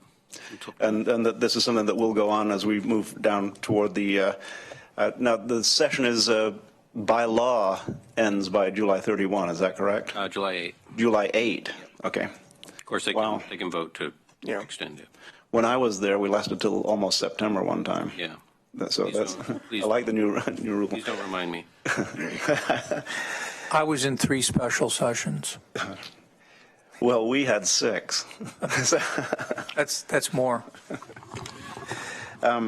Actually, the special sessions that we had were mopping up from the previous legislative session. So I think on 3357, you said something that is absolutely key, the unfunded mandate provision. Yeah. And right now, counties have a much better batting average than the state when it comes to unfunded mandate lawsuits. And so that is clearly in our favor. And I think that that's the area that we need to continue to be pushing on, but also making sure counties have this ability. And I think which will be key. So very good. Thank you. And Mr. Thank you, Chair, Commissioner and Commissioner Lycan, I mean, it was very clear that AOC actually, I mean, they basically directed Mr. Bovet to pursue the unfunded mandate should the bill move forward without the provision. So there was really no gray area there in their position on the measure. So the actual text reads, support if amended to eliminate existing exemption from county ability to add 5% administrative fee, ... Yeah. So we'll presume that we're supporting as we monitor whether that amendment is entered in there, and whether or not this will go through House Revenue, I suspect, at some point, whether or not it is a revenue bill, right? So it's something that will go through Revenue. We'll hear more on it. Anything else on the legislative calendar? One that I would like to bring to your attention, Mr. Chair. House Bill is on the second page, again, top half, House Bill 2306. We think this is probably the measure that will have some legs this session, and it does address the issue of defendants in court lacking the fitness to proceed, which is, there's a number of terms for that. Aid and assist is one you'll hear. Somebody can't aid and assist in their own defense. The statute is, forget the first 3 letters, but they refer to it as the 370 patient sometimes, because these are people who end up at the state hospital. This has been an ongoing issue for the Oregon Health Authority. There are more and more 370 patients that are being admitted to the Salem Hospital, to the extent that, in fact, they've actually had to open up new facilities at that hospital and push civilly committed patients down to Junction City. So it sort of interacts with one of our established priorities. And Lane County was identified in 2015 as one of the higher sending counties in terms of the number of people that we sent to the state hospital from courts in Lane County, either the Muni Court or the Circuit Court. And OHA did provide the higher sending counties with some limited resources last session to sort of help with that and to create more local resources for aid and assist. So this is one that we're following very, very closely to make sure we get the language right and to make sure that we get additional resources to deal with these, the kinds of issues that surround aid and assist in the local community. In particular, there's a need for workforce there, where we need the psychologists who have the certifications necessary to do these local evaluations. So this is a pretty big deal for us, and we're following that one closely. And I just wanted to bring it to your attention. And thank you, Mr. Kyler. There are a couple on here that are important. No need to discuss them right now, but 2398, House Bill 2938, which is permitting ADUs, additional dwelling units on rural residential and potentially other designations. An important one, that's one that I'm keeping track of. We're running that through the AOC's Housing Committee, and gives an opportunity for landowners to add a second residence on rural properties. It'll be a big discussion. It's not something that's going to happen easily, but it's something that really will help to ease the crunch potentially on some of our low-income housing. It'll also make it more easier, or not easier, but allowable for a second dwelling for a mother-in-law flat, or some things that really make a great deal of sense to a lot of people, but it's just not allowed by Oregon law right now. And there's another one going through the House right now through Health and Human Services, through the Health Committee, through it may be 2979, regarding a change in the structure of coordinated care organizations. It's a pretty big bill that's going through. It's not on our list, but it's something that... I think we brought that last time. Last time, okay, good. Yes, we're continuing to watch that.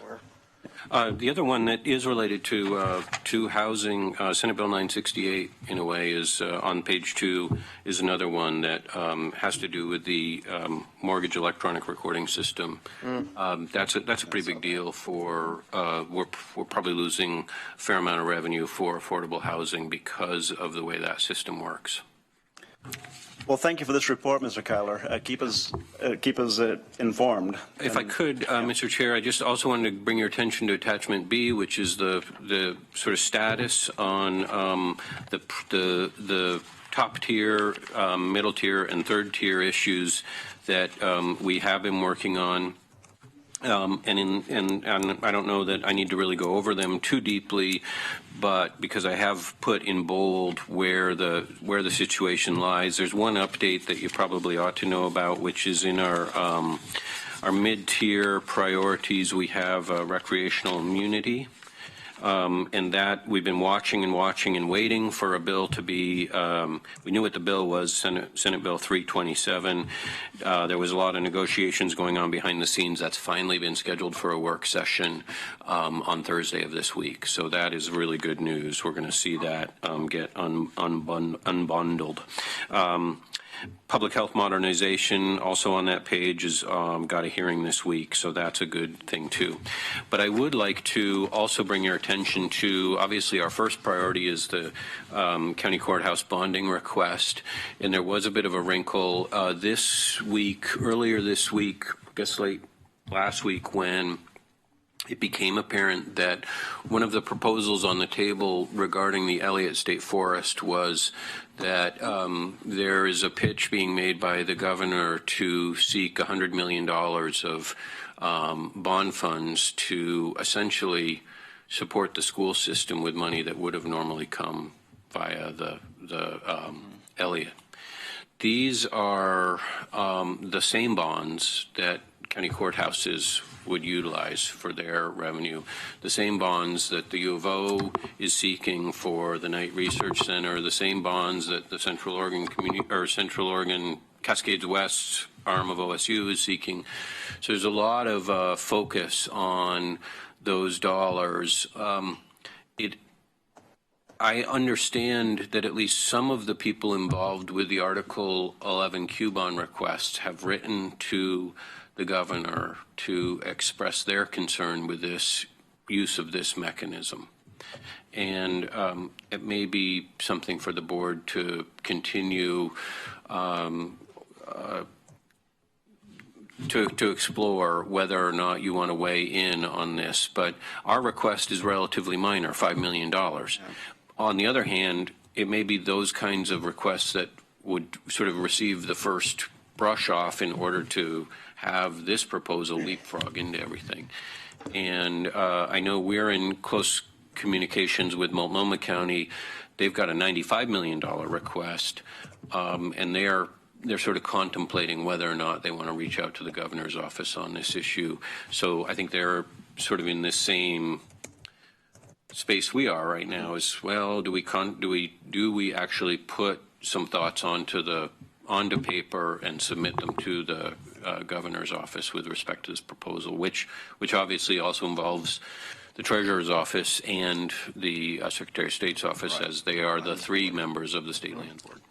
Well, this is a huge issue because there are people who say, so we're requesting $100 million to buy back a forest that we already own. Yes. So that doesn't, so anyway, more than a few sound bites surrounding that, and I'm not going to provide any more, even though I have a lot to provide. So please keep track of that and keep us informed. So, Commissioner Lycan. Thank you, Mr. Chair. So, Alex, are you asking for head nods to give you direction to write a letter? Is that the suggestion here? I think if it could get somehow onto a board assignment or a staff assignment to at least monitor it, Okay. rather than just walk away and say, well, I've informed the board. I mean, I think there No, I would ought to agree. be something that we do to. I would completely agree with that, and I think it's important that we clearly stay on top of this. I think even we can, I mean, if individual board members want to express opinions on the Elliott State Forest, that's great. Yeah. But I think our focus should be on the bond, the issue of the bonds, and how those bonds are being spent, and that these are critical bonds for infrastructure, in a sense, the courthouses and that type of thing. I think if we keep it narrow to that, I think that's the best way to go. And, you know, like if we all want to express our opinion and say, you know, about the LA State Forest, that's great. But that's really shouldn't be our focus. Our focus should be on the issue of the bond itself. So I'm okay with that. I'm going to look at Commissioner Sorensen. I'm okay doing that right now. okay We with could bring that? it up during a request, but Commissioner Sorensen, we need 3 head nods to give Mr. Kyla the. Well, I think that we should write a letter about the combined issues of how the state is going to use this bonding authority. To me, it's not specific to the Elliott State Forest. It's not specific to Oregon State University. We don't want to get involved in those conflicts if we don't need to, but we do want to talk about the purpose of the bonds. There you go. So a letter, as Commissioner Sorensen just described it, does that get you going in the right direction, Mr. Kyla? I mean, even if it, at least get it drafted and in front of you to examine and see if it meets with. And we'll continue to see this probably evolve over the next couple of weeks. So I think it, like I said, I can find out to the ability that I can of what other sorts of advocacy is going on in that space. Yeah. Thank you, Mr. Kyler, and thank you for this great report. I both envy you and pity you for spending as much time as you do in that building, and thank you for doing it. Thank you for bringing everything back in a very concise manner. Yep. Then we'll move along. The next item on the agenda is announcements, and your response earlier was no. I'll yield my time to the rest of the items Excellent. we have left here this morning. Then we'll move along to item 9, which is Human Resources, Order 17040411, in the matter of documenting the performance orders, annual performance evaluation. And I see that Ms. Edwards is here with us, not Ms. Miller. I'll answer to either. Here we go again. Go again. Yes, Marcia. But I see that Ms. Miller is also with us. Yes. But a different Ms. Miller We in always this have a backup Miller. Yes. At least for now. My understanding is that the U.S. Department of State in the 1900s named many, many people Miller because if an immigrant said their father was a Miller, they became a Miller. And the United States has a lot of people named Miller. And so anyway. But only one at this table in front of us. And none of the Millers that I understand are involved in public works at the present time. Marcia Miller was our public works director, and many people named Marcia and Miller have been confused with her, but no longer. Today, it's all straight. Clean slate, clean slate. So today we're here to talk about Ms. Miller's performance evaluation. So I'll just read you a few items just as a memory refresh. The employment agreement with Shanda Miller was signed on January 23rd of 2015. And on March 1st, 2016, the board met with Ms. Miller in executive session to conduct her first annual performance evaluation. On March 21st of this year, the board met again with Ms. Miller in executive session to conduct her second annual performance evaluation. HR gathered feedback from Ms. Miller's peers and customers, department directors, and other key staff. And of those, there were 38 individuals that were given the opportunity to participate, and 15 chose to provide feedback. With the board's permission, I can read a few of those comments that I received back. Please. Okay.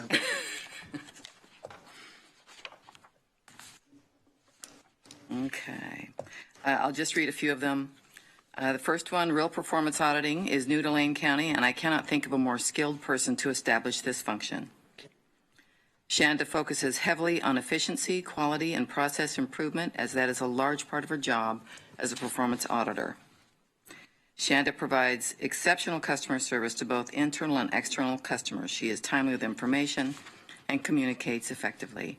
And the last one I'll share, I admire her abilities in this arena. Shanda has a difficult mission, but she is able to get people on board by her ability to convey trust and build relationships.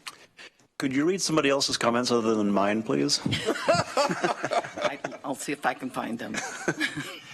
Thank you. Commissioners, any questions or comments? Commissioner Sorensen. I think we are totally blessed with your service here. I can't say enough good about you. The only bad thing I can say is you're leaving, and that's sad. And I have been a big fan of everything you've tried to do, and I just can't thank you enough for making this transition from when we didn't have a good internal performance auditor to where we have an excellent one. And I hope that you are involved in the process of recruiting so that the word is out that this is a good job, that you've set it up nicely for whoever can step into this role. And I certainly think that you are a person that should stay in touch with us regarding projects that the performance auditor might need to get done and that you could help us with down the road. Keep your options open. Thank you, Commissioner Sorensen. Commissioner Lycan. Thank you, Mr. Chair. Shanda, again, I can't thank you enough. What you've done is you've established a professional auditing office here at Lane County. And while your time here has been short, and I'm like Commissioner Sorensen, I'm very sorry to see, but I completely understand. I actually believe that we're probably going to get top quality applicants to come in and replace because of what you've established. And I want to say thank you very much. Thank you very much for your leadership in this office and for because we've needed a professional auditor here and an internal auditor, and it's something that's really key. I also want to say to Commissioner Sorensen and former Commissioner Stewart, they were the two that pushed this and pushed us to actually bring forth a performance auditor here at Lane County. And so they are to be commended for not letting that go whatsoever, because we heard it over and over and from the two veterans.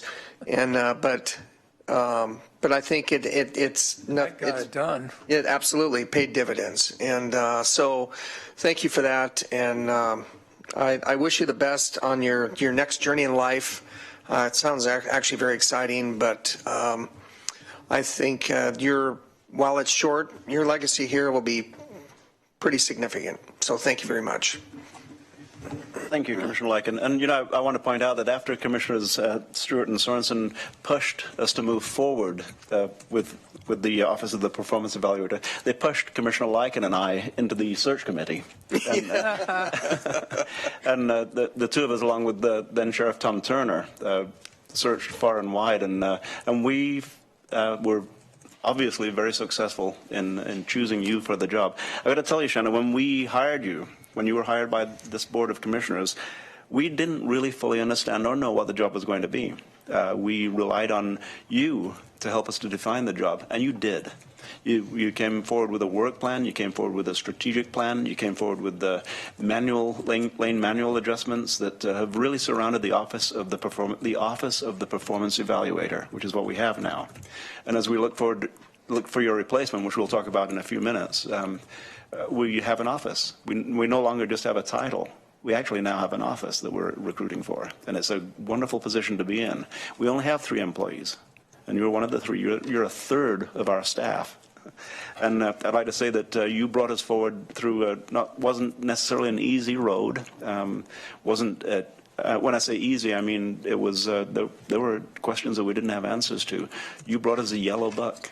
You give us a choice of colors, and we chose the yellow one. Maybe you can tell us a little bit more about that. But it's we also have a performance evaluator committee. Performance evaluation committee, that has become instrumental in helping move forward with the policy discussion and helping you in your office, along with the interns that you have hired to work alongside of you, to go miles further than I dreamed would be at this point in time. So at this point, I'm going to ask if you have things to say to us. Sure. Thank you, Chair Farr, Commissioner Lykin, Commissioner Sorensen. This has just been an amazing opportunity for me. I'm really pleased that you chose to appoint me and sort of gave me the responsibility to help improve the performance audit function and to create the Office of Performance Auditor and to create a performance audit committee. And even though I came to you with my ideas and my experience and knowledge of how I saw that the function should be organized, my vision for what the performance audit committee should look like, you are the ones who agreed and approved those recommendations. And so you also deserve a lot of credit for how far we've come with bringing this performance audit program and creating a performance audit committee. So thank you very much. I definitely want to assist in recruiting the next auditor. I have hope and faith that you'll find somebody maybe even better than myself. Anyway, somebody great. And as a resident of Lane County for 15 years, and I will continue to be a resident of Lane County, I look forward to seeing this program continue to function and succeed and provide value to all of you and to the county. I'm not leaving until July, and I have a lot of work to do between now and then. Pretty excited about the road maintenance audit I'm working on, and I think you'll find that to be very valuable, and just have the most hope for getting the next person on board quickly, and that they can continue on with the work. So thank you very much. Very good. Excellent. An evidence of how well you've done in establishing the position and establishing the office, we recently needed to replace a member of the committee. And we had a list this long of very qualified applicants to choose from. That is a testimonial to the fact that you have established a position that is really, it's noteworthy, and it's also valuable in the organization. So thank you very much. Any further? Commissioner Lykin. No further comments, but I'll go ahead if you're ready, Mr. Chair. Ready for a motion. All right. So, Mr. Chair, I'd like to move approval of Order 17-04-11, the matter of documenting performance auditors' annual performance evaluation and authorizing a change in compensation in accordance with the employment agreement. Second. Moved and seconded. Discussion to the motion. Seeing and hearing none, I'll call for the vote. All those in favor, please say aye. Aye. Passes 3-1 with Commissioner Bozievich absent, excused. Thank you, Ms. Miller. Well, no, it's 3-0. 3-0. Nobody voted no. Thank you. That is an important distinction. Thank you. Thank you. Then we'll move forward with order 170404-12 in the matter of documenting County Council's annual performance evaluation. Ms. Edwards. Okay.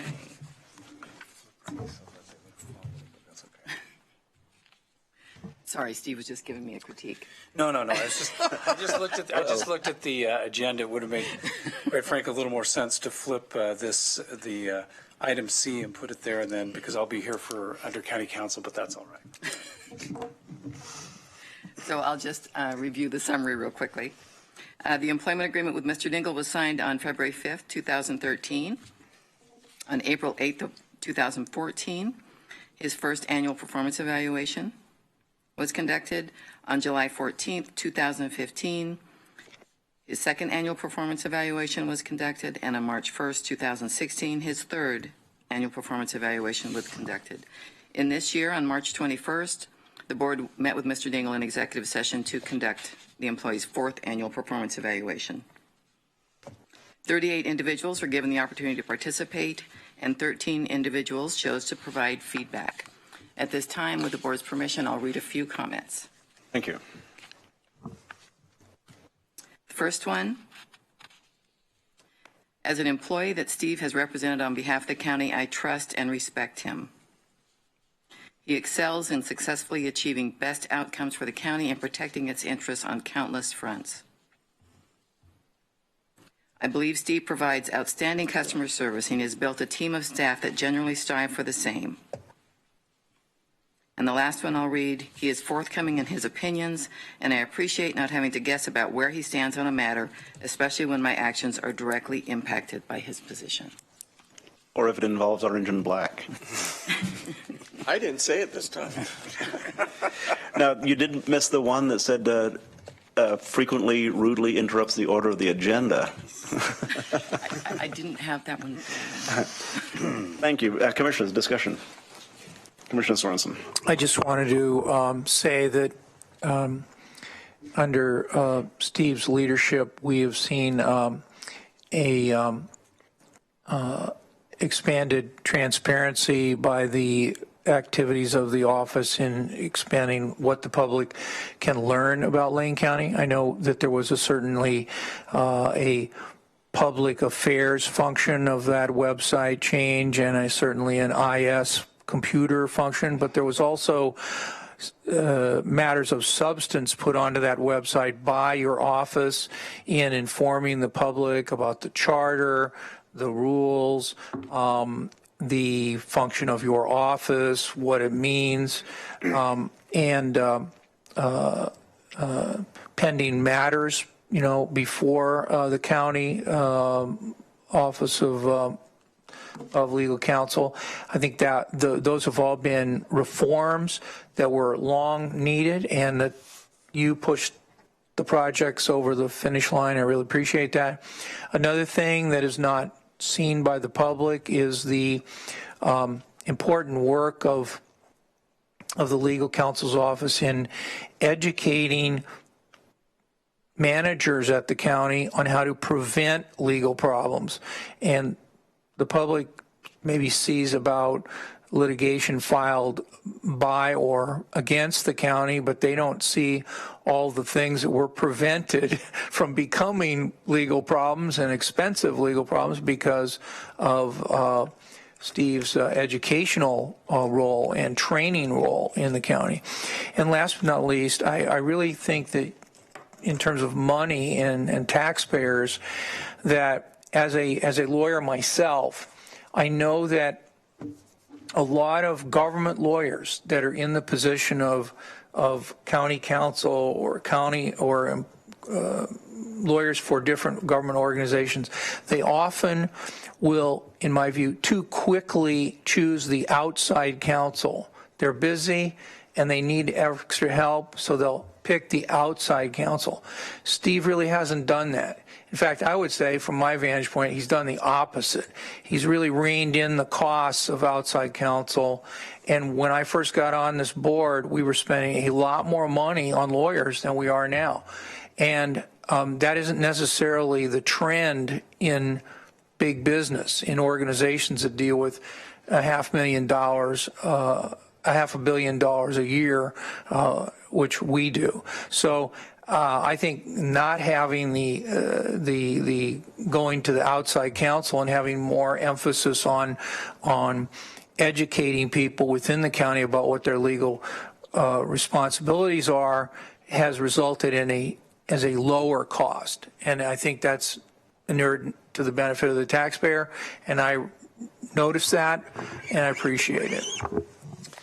Chair Farf, Commissioner Sorensen, the record should reflect that it was your suggestion about that increased some of the transparency because of a report that only required some slight modification that I presented to the board on a regular basis that we basically call a quarterly litigation update. So I think credit where credit is due. Mr. Dingell, you just received praise indeed from a fellow attorney. Yeah. Commissioner Lyken. Thank you, Mr. Chair. Honestly, Mr. Sorensen, I really can't add much more than that. That was terrific, and I really appreciate it. The only thing I'll add is this, that, with my background is in management, business ownership, and so I really look at you as not a legal counsel, but I look at who is working in your office, and I must say, that to me is epitome of someone who runs an organization, is who is in there working.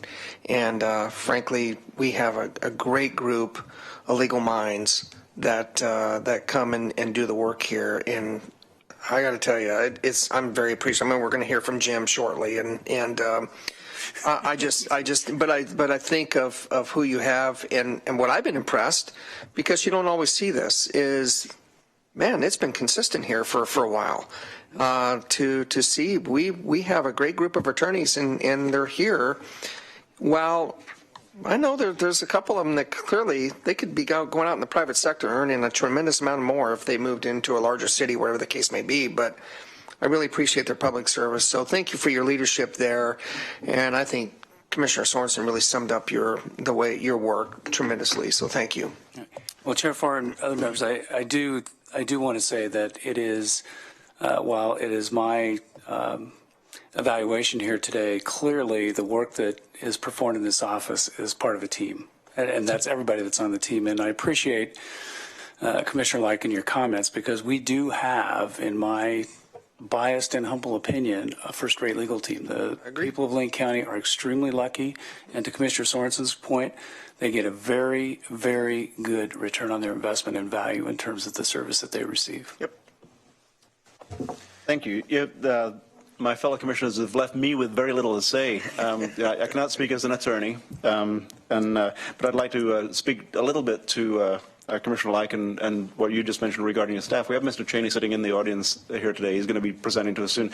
He is one of what I view as just a remarkable staff. You have people who you have hired, who you brought onto your team, some attorneys, some paralegals, some office members, who every single one of them every single day contributes to the work that we do as Lane County and make it easier for the Board of Commissioners to pass policy and to enact policy and to feel safe in the actions that we take. So thank you for all of that. The safety that you provide to us in terms of legal opinion, in terms of helping us be able to stand behind the things that we do, because we're staying on sound legal footing. You talked about return on the investment. There is no return greater than that peace of mind that you offer to this county and to the Board of Commissioners. So thank you for the work you do, Mr. Dingell. Thank you, Commissioner. Then we have before us Order 170404-12. Do I have a motion? Mr. Chair. Commissioner Lyken. I'd like to move approval of Order 17-04-04-12 in the matter of documenting County Council's annual performance evaluation. Second. Moved by Commissioner Lyken, seconded by Commissioner Sorensen. Discussion to the motion. Seeing, hearing none, I'll call for the vote. All those in favor, please say aye. Aye. Aye. Passes 3-0. With Commissioner Bozievich absent, excused. Thank you, Mr. Dingell, and thank you for your ongoing work. Welcome, sir. I'll be back in a minute. Continuing with human resource, we have a discussion of the process for recruitment of the new performance auditor. Ms. Edwards. I'm here today to ask the board to direct staff regarding the recruitment of the performance auditor and determine the preferred makeup of the interview committee and timeline. As you know, on March 10th of this year, the board was notified of the resignation of our performance auditor that will be effective July 31st. On March 21st, the board instructed staff to develop a timeline and recruitment process for the board's consideration. So, of course, the alternatives are to approve the proposed timeline and the interview committee membership, reject the proposed timeline and committee membership, or suggest revisions to the timeline and the interview committee membership. So attached with your documents is a copy of that proposed timeline. Thank you, Ms. Edwards. Any discussion regarding the timeline? It's a backwards stepping down back from July 15th. So the important date on the timeline is that we would anticipate making a hire by July 15th of 2017. Okay. Any questions? Is the idea to have some overlap with Ms. Miller? That was the hope, yes. Yeah. Now, you know, with the caveat that we never know exactly how long these processes are going to take or how much time the person may have to give a current employer. Okay, and you have the board panel consisting of the current 4 commissioners, Mr. Mokrahajski, Mr. Dingle, and yourself? Yes. And what does the board panel do compared to the interview committee members? Compared to the internal audit committee? Yes. Well, basically, the internal audit committee is going to provide input to the board and may be able to eliminate some of the candidates, and then the board would be able to interview a lesser number. Oh, okay. So if 8 candidates were coming forward for interview, the internal audit committee would interview those 8. Okay. And then the board, it may be reduced to 3 or 4.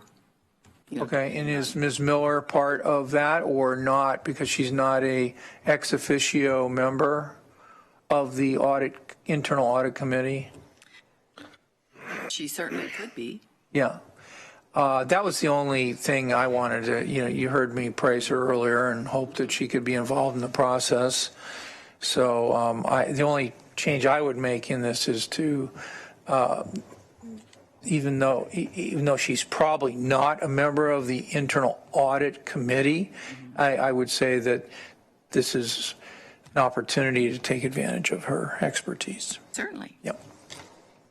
Thank you, Commissioner. Oh, another thing is my name is SON. Oh, sorry. That's okay. It was changed by the immigration people. I'm still Danish, 3/4 Danish, even if the U.S. government turned me into a Norwegian. That was simply payback for the Miss Miller. I'm around a lot of Danish people, and they are adamant. EN is Danish, ON is something different.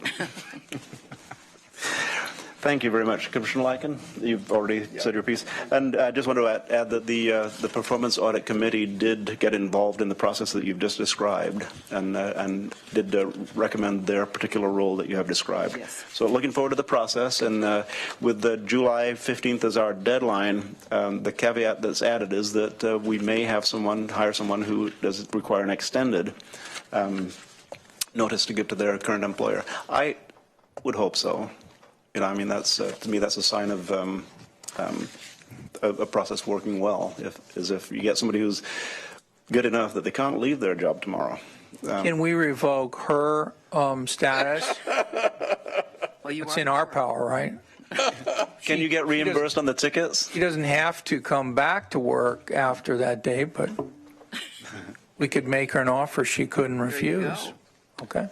Then that was a discussion with no motion, but I will ask at this point in time, Ms. Edwards, since you are here and since we are discussing the replacement of another, Commissioner Stewart, can you give us a brief on where we are as far as the recruitment process is concerned? Sure.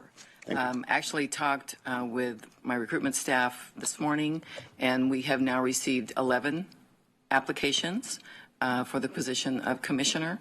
It will close at 5 o'clock on the 6th, which is Thursday. And then right after that, they will be available to the board to review. Okay. And so we'll have a discussion. The board will then have a discussion on the 11th, which is the Tuesday, prior to the interviews which we are scheduling for the 12th. And have we discussed a process for the interviews at this point in time? Yeah, there has been a little bit of thought put around how the interviews will go, depending, of course, on how many interviewees we get. They will be allotted time during an open session to talk about their experience and background to the board to consider. And then there may be some deliberation in an exec session. And then there may be further interviews in the afternoon. Excellent. Ms. Smoker-Heisky? We actually verified that exec session is not a possibility for this appointment process. So before I call you, Commissioner Sorensen, what we've described is a process where each applicant would be interviewed ever so briefly, but every single applicant who applies would be interviewed briefly, and then the board would determine second interviews for the afternoon, more in-depth interviews for the afternoon. Commissioner Sorensen.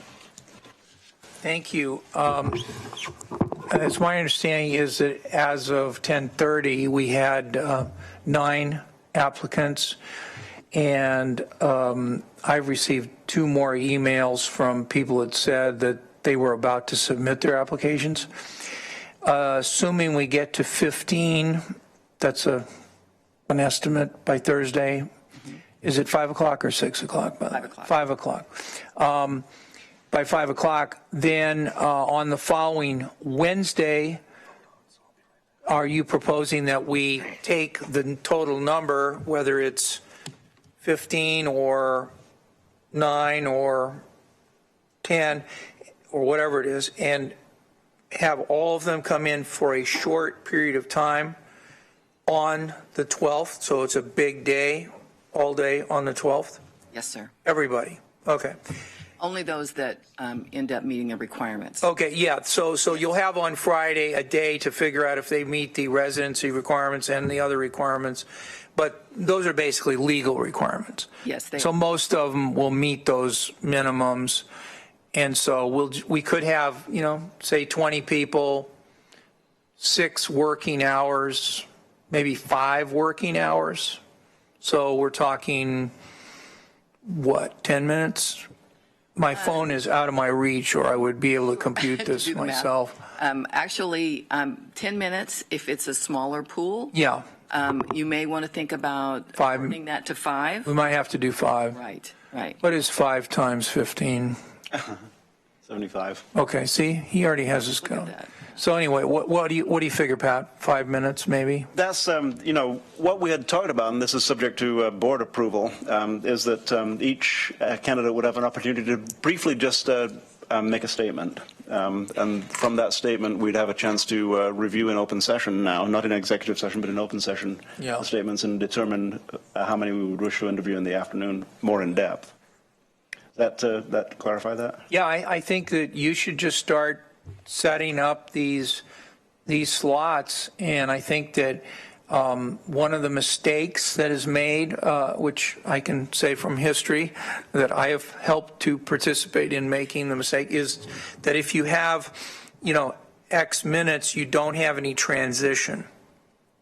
And so I would just say, take half of the time of the interview and make that be the transition.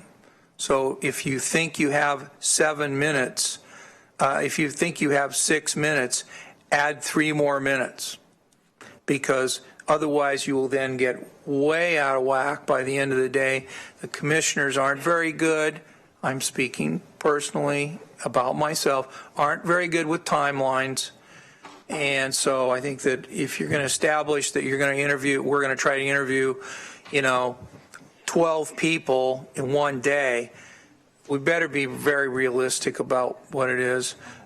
One of your predecessors had us doing interviews, I remember, and there was time for eating, but there was no time for going to the bathroom. And it may come as a shock that we are people up here. And so we will do what we can to get you. Yeah, because we do need breaks. And so I just think that's part of it. You can't run an 8-hour set of interviews with an hour off for lunch. Can't do it. It's not possible. Mr. Chair. Thank you, Commissioner Sorensen. Mr. Mokrzycki, please. So a little hiccup that actually may help address the concern that Commissioner Sorensen raised about breaks. The Eugene City Council comes back from its break next week. They are scheduled for a meeting between 11 to 2 on Wednesday, 11 a.m. to 2 p.m. on Wednesday here in Harris Hall.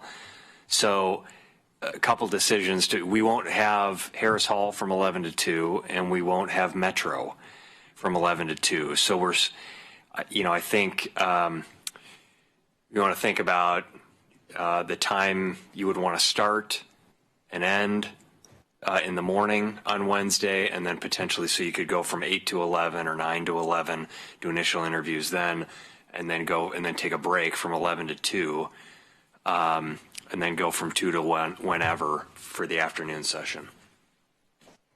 There's a bill going through the House right now regarding no-cause evictions. Can we? No. Okay, we'll have to think about that just a little bit. We won't got nothing to think about, really. I mean, that's an absolute, that's a condition that we have to work around. So we'll come up with a timing on that between now and Thursday. And we could request that the City Council move to the BCC for their 11 to 2, but it doesn't. I don't think that alleviates the issue of not having Metro film. That we need a record, and so that 11 to 2 slot, I'm not sure how we accomplish. Filming, and that Metro is not capable of doing 2 at the same time. That's my understanding. Yeah. So this is just a consideration, and we'll do some more work on that. We just became aware of it today. Their curtains are open. So hey, Neil. So, okay, Commissioner Sorensen, then Commissioner Chair, Larkin. I'm just doing a little math here now that I have my calculator in front of me. If we have 15 applicants and we give each one of them 30 minutes, that's 450 minutes divided by 60 minutes. That's 7.5 hours, no break, no food, no transition time. I don't think that's doable. You said 30 minutes. 30 minutes. Yeah. That's not doable. Yeah. 20 people, 20 minutes, that's 400 minutes. That's 6.6 hours, no break, no transition time. Okay. So I think we're getting really close to, I think staff is just going to have to sandwich these people in, in really, and I think we're going to, is there any problem with doing it in the boardroom so we don't have I guess we have the problem with Metro TV, but we don't have the problem with, I just think people can get in and out of the boardroom faster, maybe not.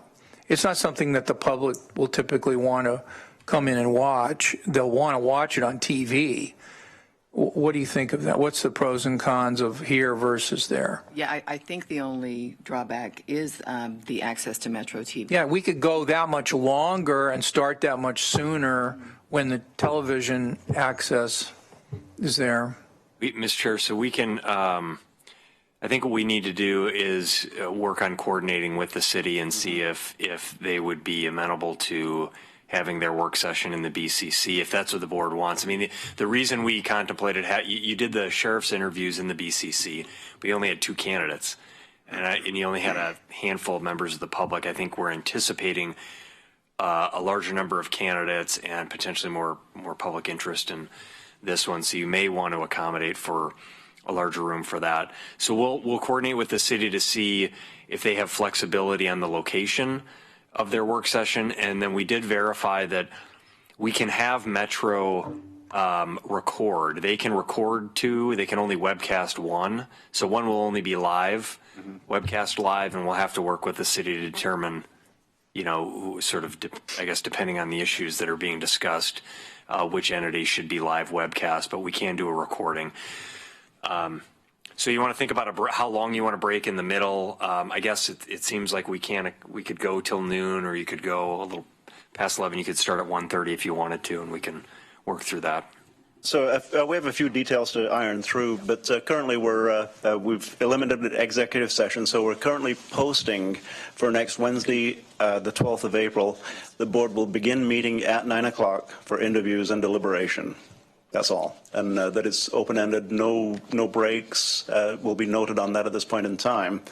But for our internal use, there will probably be some. Everybody will know basically what our blocks of time are. But as of right now, we're starting work at 9 o'clock, and we're finishing work when we finish work. So. And I think, Mr. Chair, you can more clearly, on Tuesday, the 11th, next Tuesday, you have a specific item on the agenda to talk about the process, so we should be able to get much more refined in that discussion, and the board can say, all right, in the morning, here's the time period and what we're going to do. In the afternoon, here's the time period and what we're going to do. Set that expectation. We can contact the candidates to let them know. Had an individual this morning who indicated they were going to be a candidate, and they were asking about that, so obviously we want to have good communication with the individuals who apply. And we've asked candidates to keep all of Wednesday open. Right. Yes. So, Commissioner Sorensen, then Commissioner Lyken. With regard to if people ask us where and who to apply to, what's a good answer? They can go to the Lane County website, Lane County website. That's the way they submit the it jobs tab. until 5 p.m. 5 p.m. Right. Has to 5 p.m. on Thursday. Now, can you start contacting the people that have already applied that have passed the legal minimum so you can start tentatively slotting them in to particular times? What we've been doing is checking them as they come in to make sure they meet or don't. And so we can certainly start slotting those folks. Yeah, but we won't know how much time to give them until we have the final list. We won't know exactly what we're doing until we meet next Tuesday to go over everything, but at least tentatively we can have staff starting now on the 9 people that have already applied, and whatever people come in this week, all day Wednesday. We'll probably just divide the time up as equally as we can. That was one question I had is, can you confirm that each person will receive the same amount of time? Absolutely. Okay. And then the other thing is, and we don't know what that might be. It might be 5 minutes. Right. It might be 10 minutes. Right. We won't know until we know exactly how many folks we're looking at. Okay. And then, Mr. Chair, we're not going to have any other work on Wednesday, so we're just going to basically power through the whole day and try to get it all done. Do you have an expectation that we would go past 5 o'clock? In other words, is this an open-ended thing where it could go till 10 p.m. or are we? Believe me, we've had a lot of them a few times. I think it's commissioners get talking and staff doesn't stop them from talking, and then we're late. And no, I'm not kidding. I think it's prudent to leave it open-ended. We would like to get through the agenda on Wednesday and move forward with our business in preparation for the meeting next Tuesday. So that's the timeline is to get finished with business on Wednesday. Are we going to have in Wednesday an evaluation of them, or are we going to do that on a subsequent board day? Are we taking the time, the 6 hours that I'm kind of anticipating, and we're saying, okay, we're going to get all the interviews done, or are we reserving an hour to talk about what we want for the next round so that staff can start getting the next round? I'm anticipating completing business on that day with the deliberations and actually making a selection on that day. So they get 5 minutes. I'm just hypothetical. They get 5 minutes, and at the end of all these people, and we say, okay, we're ready to make a decision. Is that how you think we should do it? That's how I'd move forward with it. However, reserving that we cannot make a decision. If we're unable to make a decision that day, that's a condition that would meet that condition and proceed from there. But there's no subsequent meeting planned at this point beyond April 12th. Okay. I'll just say I think what we ought to be doing is giving all these people an equal amount of time, if it's 3 minutes, if it's 5 minutes, whatever. And then I think we ought to right now say we're going to take a certain amount of time to discuss who gets what I would call more than a courtesy interview, because some of these people are registered to vote. That's their qualification, okay? and they're not going to get my vote to be appointed to this board just because they meet the legal minimum. But I see it as our responsibility to give everybody one fair shot. But in terms of which one of these people should be sitting in this chair up here, to me, it's got to be more than the 5-minute interview. So I'm just registering the view right now that I don't like it that we're going to say, oh, we're going to make a decision on Wednesday after we hear 5 minutes from Commissioner Sorensen, that's not the process that's been outlined. Okay. The process has been a 5-minute interview for everybody, then a subsequent interview on the same day for a narrowed down list of candidates, an interview that may be 20 or 30 minutes or however open-ended if need be. But with the same set of interview questions for each of the each of the members of the narrowed down list of candidates. So everyone would have a short opportunity to in the morning. In the morning. And then we would say later in the day, okay, we want to hear back from 2, 3, whatever. 2, 3, 5, 8. Thanks for that clarification. Yeah. So we would have the final interviews would be with a narrowed down, presumably with a narrowed down list of people. Now, everything is open-ended as far as that is concerned. At the end of the day, we may have a 2-2 vote that we simply cannot get off the 2-2 vote, or a 1-1-1 vote that we can't get off the 1-1-1 vote.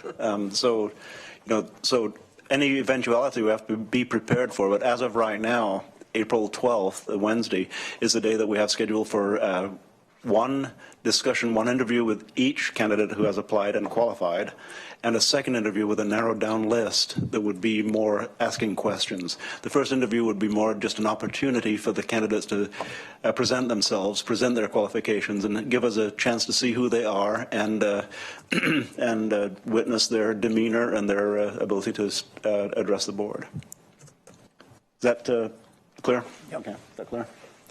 Okay, then we'll keep an eye on things. We'll hear what the city has to say regarding coordination of chambers, and then we'll have more information regarding the details of the day, maybe no earlier than Tuesday. But as of right now, we're scheduled to begin work at 9 o'clock and end work at sunrise.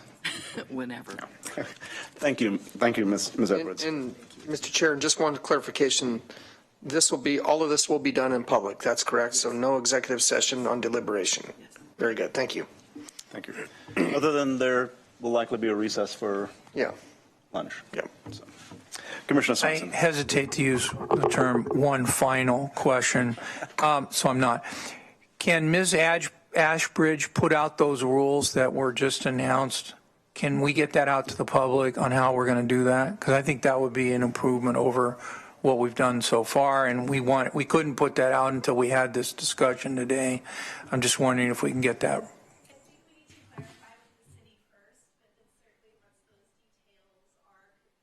Yeah. Okay. Thank you. Thank you, Commissioner Swenson. Thank you, Commissioner Lycan. And thank you, Ms. Edwards. Thank you, Ms. Morkowski. And thank you to me also. And thank you. So moving along with the agenda, let's see, we're on to a county council.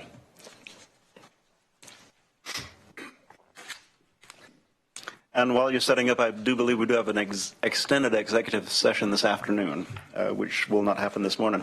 Mr. Dingle, announcements, please. Morning, Chair Farr, members. We're back. First of all, I don't have any specific announcements, but we're back to follow up on a board assignment. It had to do with potential placement of a statue, which led into some other considerations just in very general terms about how or what the process is for making that kind of decision and the naming of county facilities. So I tasked Mr. Cheney, who you heard said nice things about during my evaluation. Here's an example of his work, and he's here to at least present an outline of how we recommend you proceed. So I'll turn it over to Mr. Cheney. Thank you, Mr. Dingle. Welcome, Mr. Cheney. Thank you. Chair Farr, Commissioners. Well, as you know, we get from time to time requests for naming of facilities and also for placing memorials, which can be as small as a room for a facility or an entire facility. These come from both the public and internally, and generally they've been dealt with historically on an ad hoc basis. Recently, as Council Dingell mentioned, we received an inquiry about the possibility of placing a memorial in the Morse Plaza. And as you know, we spent over 15 years developing the Morse Plaza and working with the Wayne Morse Historical Foundation on that when they were allowed to sell plaques and papers in order to provide part of the funding for that. So when I started looking into the background on whether there were any limitations on what should be placed there, the first thing that stands out is that there is no board policy on naming or placement of memorials on any kind of county facility or within any county facility. There is an internal policy that was promulgated in 2012 by the county administrator that applies internally, but there hasn't been an official policy, and that creates some problems, I think. And the problem is that dealing with things on an ad hoc basis, rather than looking at them in a more long-term perspective, raises issues of fairness. First come, first serve. And if the place is already taken, someone might have funds to do something right now. Someone else might want approval to raise funds. And it raises issues of precedence. If one former commissioner or one former staff member has something named after them in recognition of 30 years of service, does that mean the next person who serves 30 years also gets something named? And then there are other potential long-term issues. As you've noticed, there are some things that seem like a really good idea in a contemporary atmosphere, potentially, but looking down the road long-term, you think, is that what the citizens of the future are going to want? So with that, my recommendation would be that before you think further about this would be to consider having county council draft a policy that would capture what is a really good policy internally for naming, what other organizations do, and I can outline what that would include, but first I'll ask if there are any questions about the background on this. Yeah. Mr. Sorensen. Thank you very much for this report. This topic takes on additional timely importance because we've had a commissioner that just left office yesterday after 13 years of service on this board. And so it's a reminder that each day there's, historic events occur, and how we deal with the naming of things around the building or around the county road names, all of that. I remember when I was first on an advisory committee, this was maybe 10 years, the Lane County Advisory Committee, 10 years before I became a Lane County Commissioner, that one of the commissioners told me that each commissioner had a county road name for them. And sure enough, I look, every once in a while we'll have some kind of minor road issue, and I'm looking at Commissioner not Commissioner Nielsen Road, but Ken Nielsen Road, or I'm looking at all these people.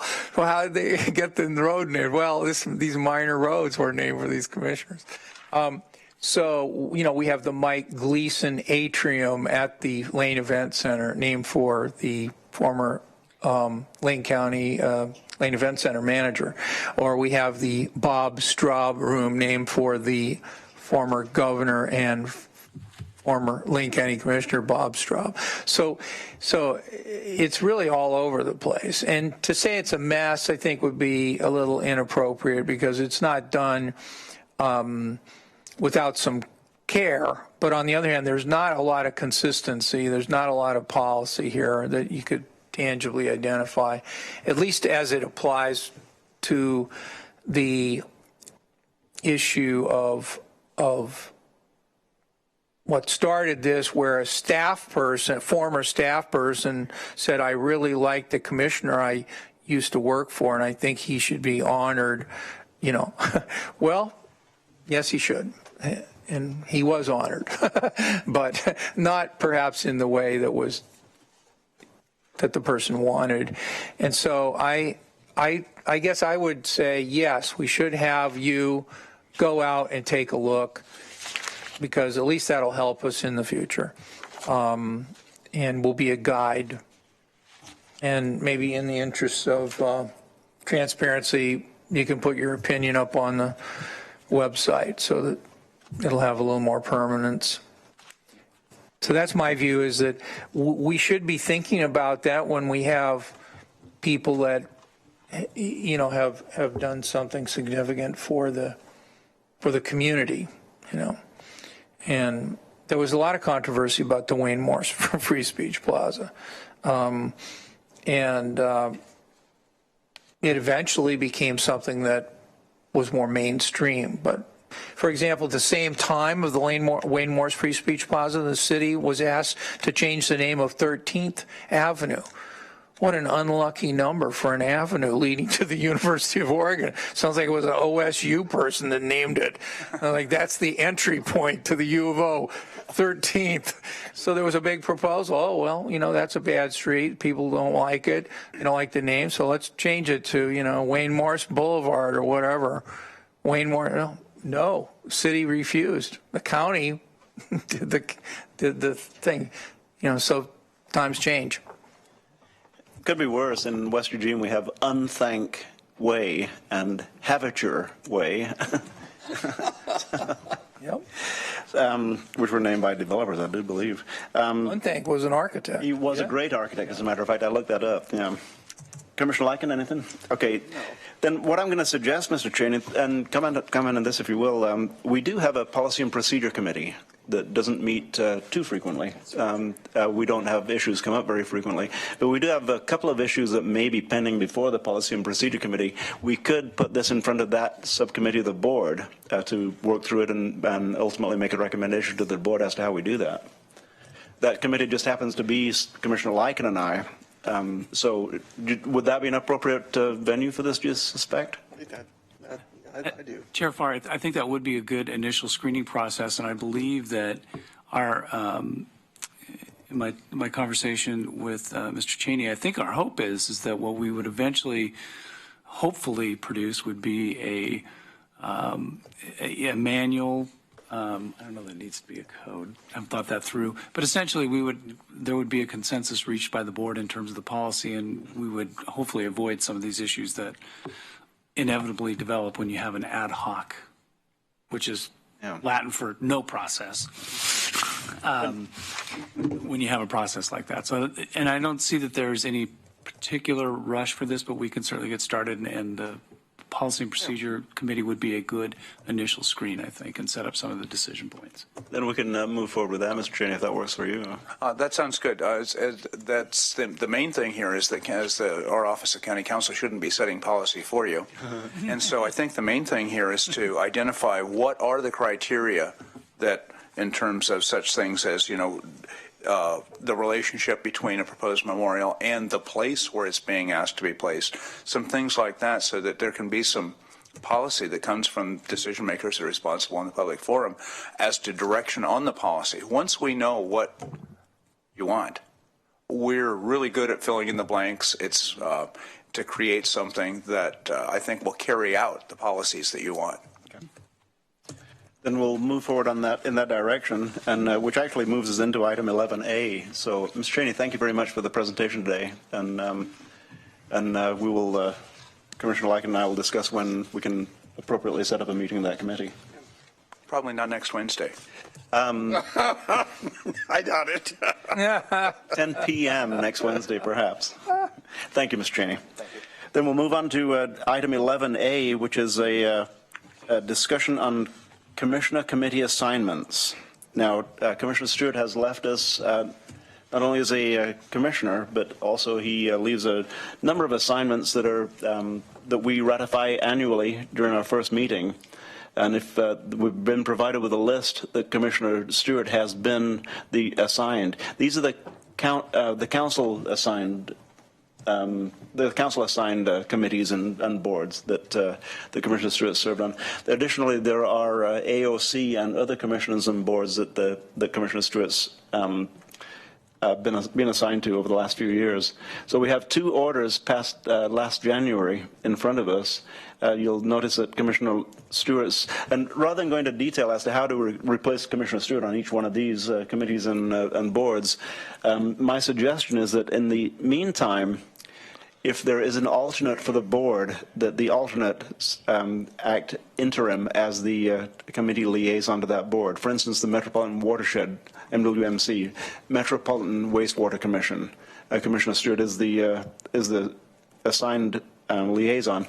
I happen to be the alternate. So in that case, I would serve as the liaison until we made until we passed a board order changing that assignment. So. In order to not go into too much detail about Commissioner Stewart's assignments, I would just suggest that we, in the meantime, just presume that the alternate will fill in as the regular liaison until we make a more detailed board order surrounding that. Is that that come across fairly clear? Now, my suggestion on that also was potentially, if the Policy and Procedure Committee is meeting soon, that could be an item that the Policy and Procedure Committee could take up and come up with a recommended board order replacing Commissioner Stewart in the next maybe few weeks. Does that Commissioner Sorensen? I'm told that when Benjamin Franklin was our ambassador to France, and the new ambassador showed up, and the French minister said, "Are you here to replace Mr. Franklin?" And Thomas Jefferson said, "No, I am not here to replace Benjamin Franklin." No one could replace Benjamin Franklin. So I don't think we are talking about replacing Commissioner Stewart. I stand corrected. I think we're talking about what to do in the aftermath of his resignation. I mean, really, I totally agree with you. If there's a backup person listed, that's what they should do. But, you know, a lot of these positions are very district-oriented, and these soil and water conservation districts and these whatever districts are very particular to his area. And I just think we ought to let the new person in on this discussion. So. Excellent. And that is a good recommendation. Very quickly, I'll go down the list. The Fair Board, Commissioner Stewart, I'm the alternate on that one. Planning Commission, Commissioner Stewart, but Commissioner Bozovich has been working alongside Commissioner Stewart on Planning Commission items. A little further down, 2 watershed councils. Commissioner Sorensen, you covered that. That is very regional in nature. 3 watershed councils, excuse me. And as we go further down the list, Commissioner Stewart is MWMC, which I'm the alternate to, and the Council on Forest Trust Lands Association and the Forest Management Subcommittee. Both of those are rural in nature, so so it makes sense that in the meantime, Commissioner Bozovich, the other rural commissioner, would cover those 2. And the last one is facilities, which is Commissioner Bozovich and Stewart of the 2. We'll just have Commissioner Bozovich in the meantime. And the final one is Legislative Committee, which is Commissioner Stewart and Bozovich. So we'll just move forward with Commissioner Bozovich until we come up with a more detailed plan. That all sound okay to everybody? Then, not missing a beat, we'll move forward with not with a replacement for, but with a continuation of Commissioner Stewart's work. Okay. That's everything I had on that. Move forward with the announcements and then agenda team requests. Mr. Mokrzycki, any announcements? I do have one, Mr. Chair, just to share with the board. This just came in, but we received a letter that was forwarded to us. It was sent to the legislature dated today from the City of Eugene Finance Director, and I'll forward it to the board. It's opposing. Give me a second here. I'll pull up the House bill. HB 2363 relating to the withholding from taxing districts costs of to county assessing property and collecting property taxes. So it's a proposal to include a surcharge for taxing districts to help fund county assessors, that obviously assessors do all of the appraisal and assessment and taxation and collection of those funds, and then distribute them to all the taxing districts. That's a service provided at no cost to the taxing districts. So this bill would allow us to collect some reimbursement for some of those costs. So we just got that letter. I've just reviewed it briefly. That came as a surprise, the opposition to that, and so we'll follow up with the city on that discussion. There were some comments in the letter that I want to work through, just questioning cost effectiveness of services, and so I want to just briefly, address that issue that I feel like Lane County has demonstrated here. Significant efforts in controlling costs when you look at our efforts 3 years in a row to not only stabilize but actually reduce our health insurance costs for 3 years in a row, to refinance debt at lower interest costs, to look at all of our internal costs and try to reduce those. So we really, I think, have been leaders in the past 3 years in reducing internal costs, maintaining service levels, not laying anyone off. And this is at a time, I think, as everyone understands, Lane County has the 7th lowest property tax rate of any county in the state. So we are significantly financially constrained. As Commissioner Stewart talked about this morning, a 90% reduction in our primary funding source, federal timber funds, over the past 10 years, $40 million that we once received per year, less. $40 million less today than we received 10 years ago. That helped to fund those services. So I just wanted to provide that, give that heads up to the board. That was a surprise, and disappointed, of course, at that, but we'll follow up on that issue and provide more information for you in the future. Just a clarification, the city of Eugene sent an opposed recommendation to the legislature on county business without consulting the county. Yeah, I wasn't aware of it. As a paraphrase after the letter was sent okay. today. Okay. Yep. I'm surprised.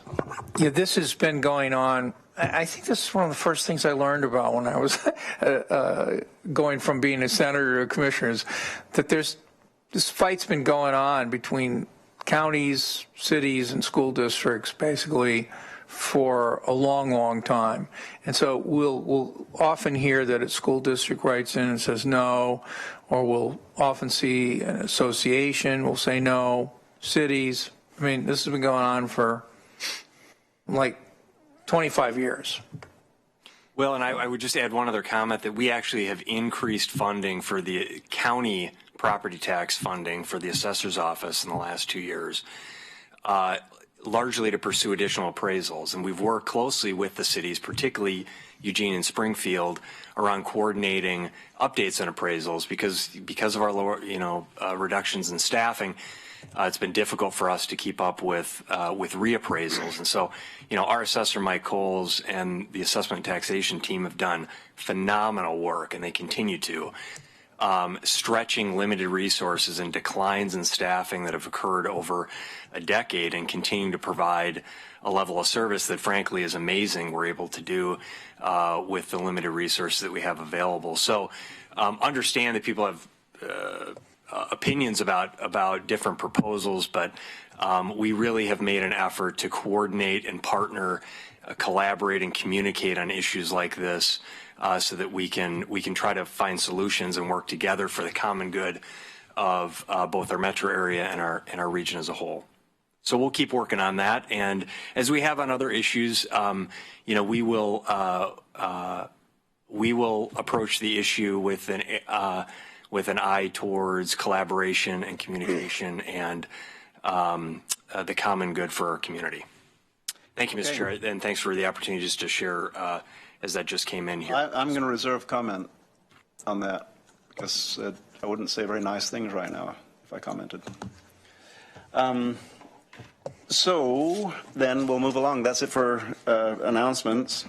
Agenda team requests. I have a couple of agenda team requests. One is a request to set up a joint elected officials meeting in the city of Florence surrounding, among other things, we've not been there for a while, but surrounding Revision Florence, which is a city and urban renewal project.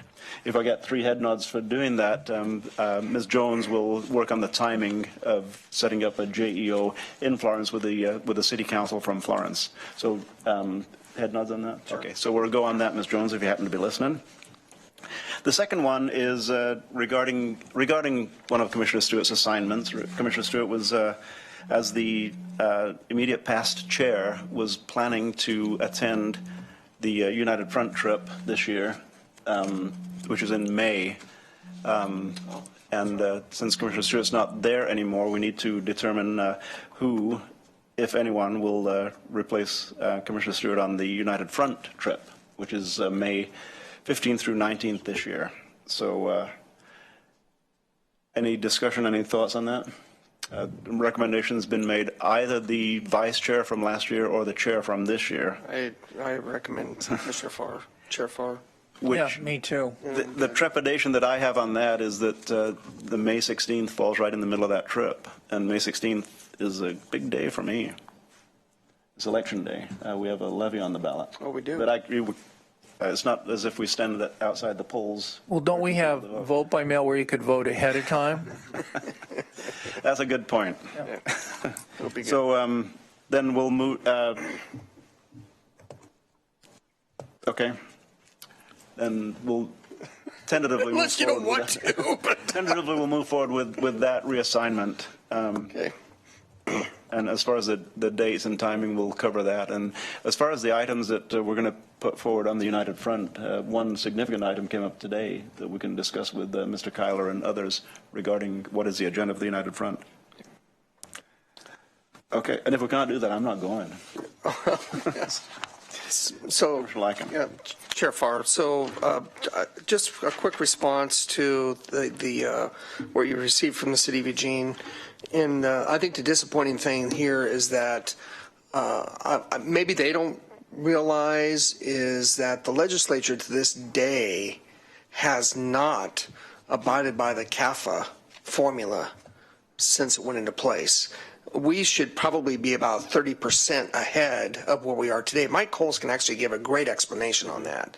And so we're not even receiving the full amount of the CAFA that we should be receiving back.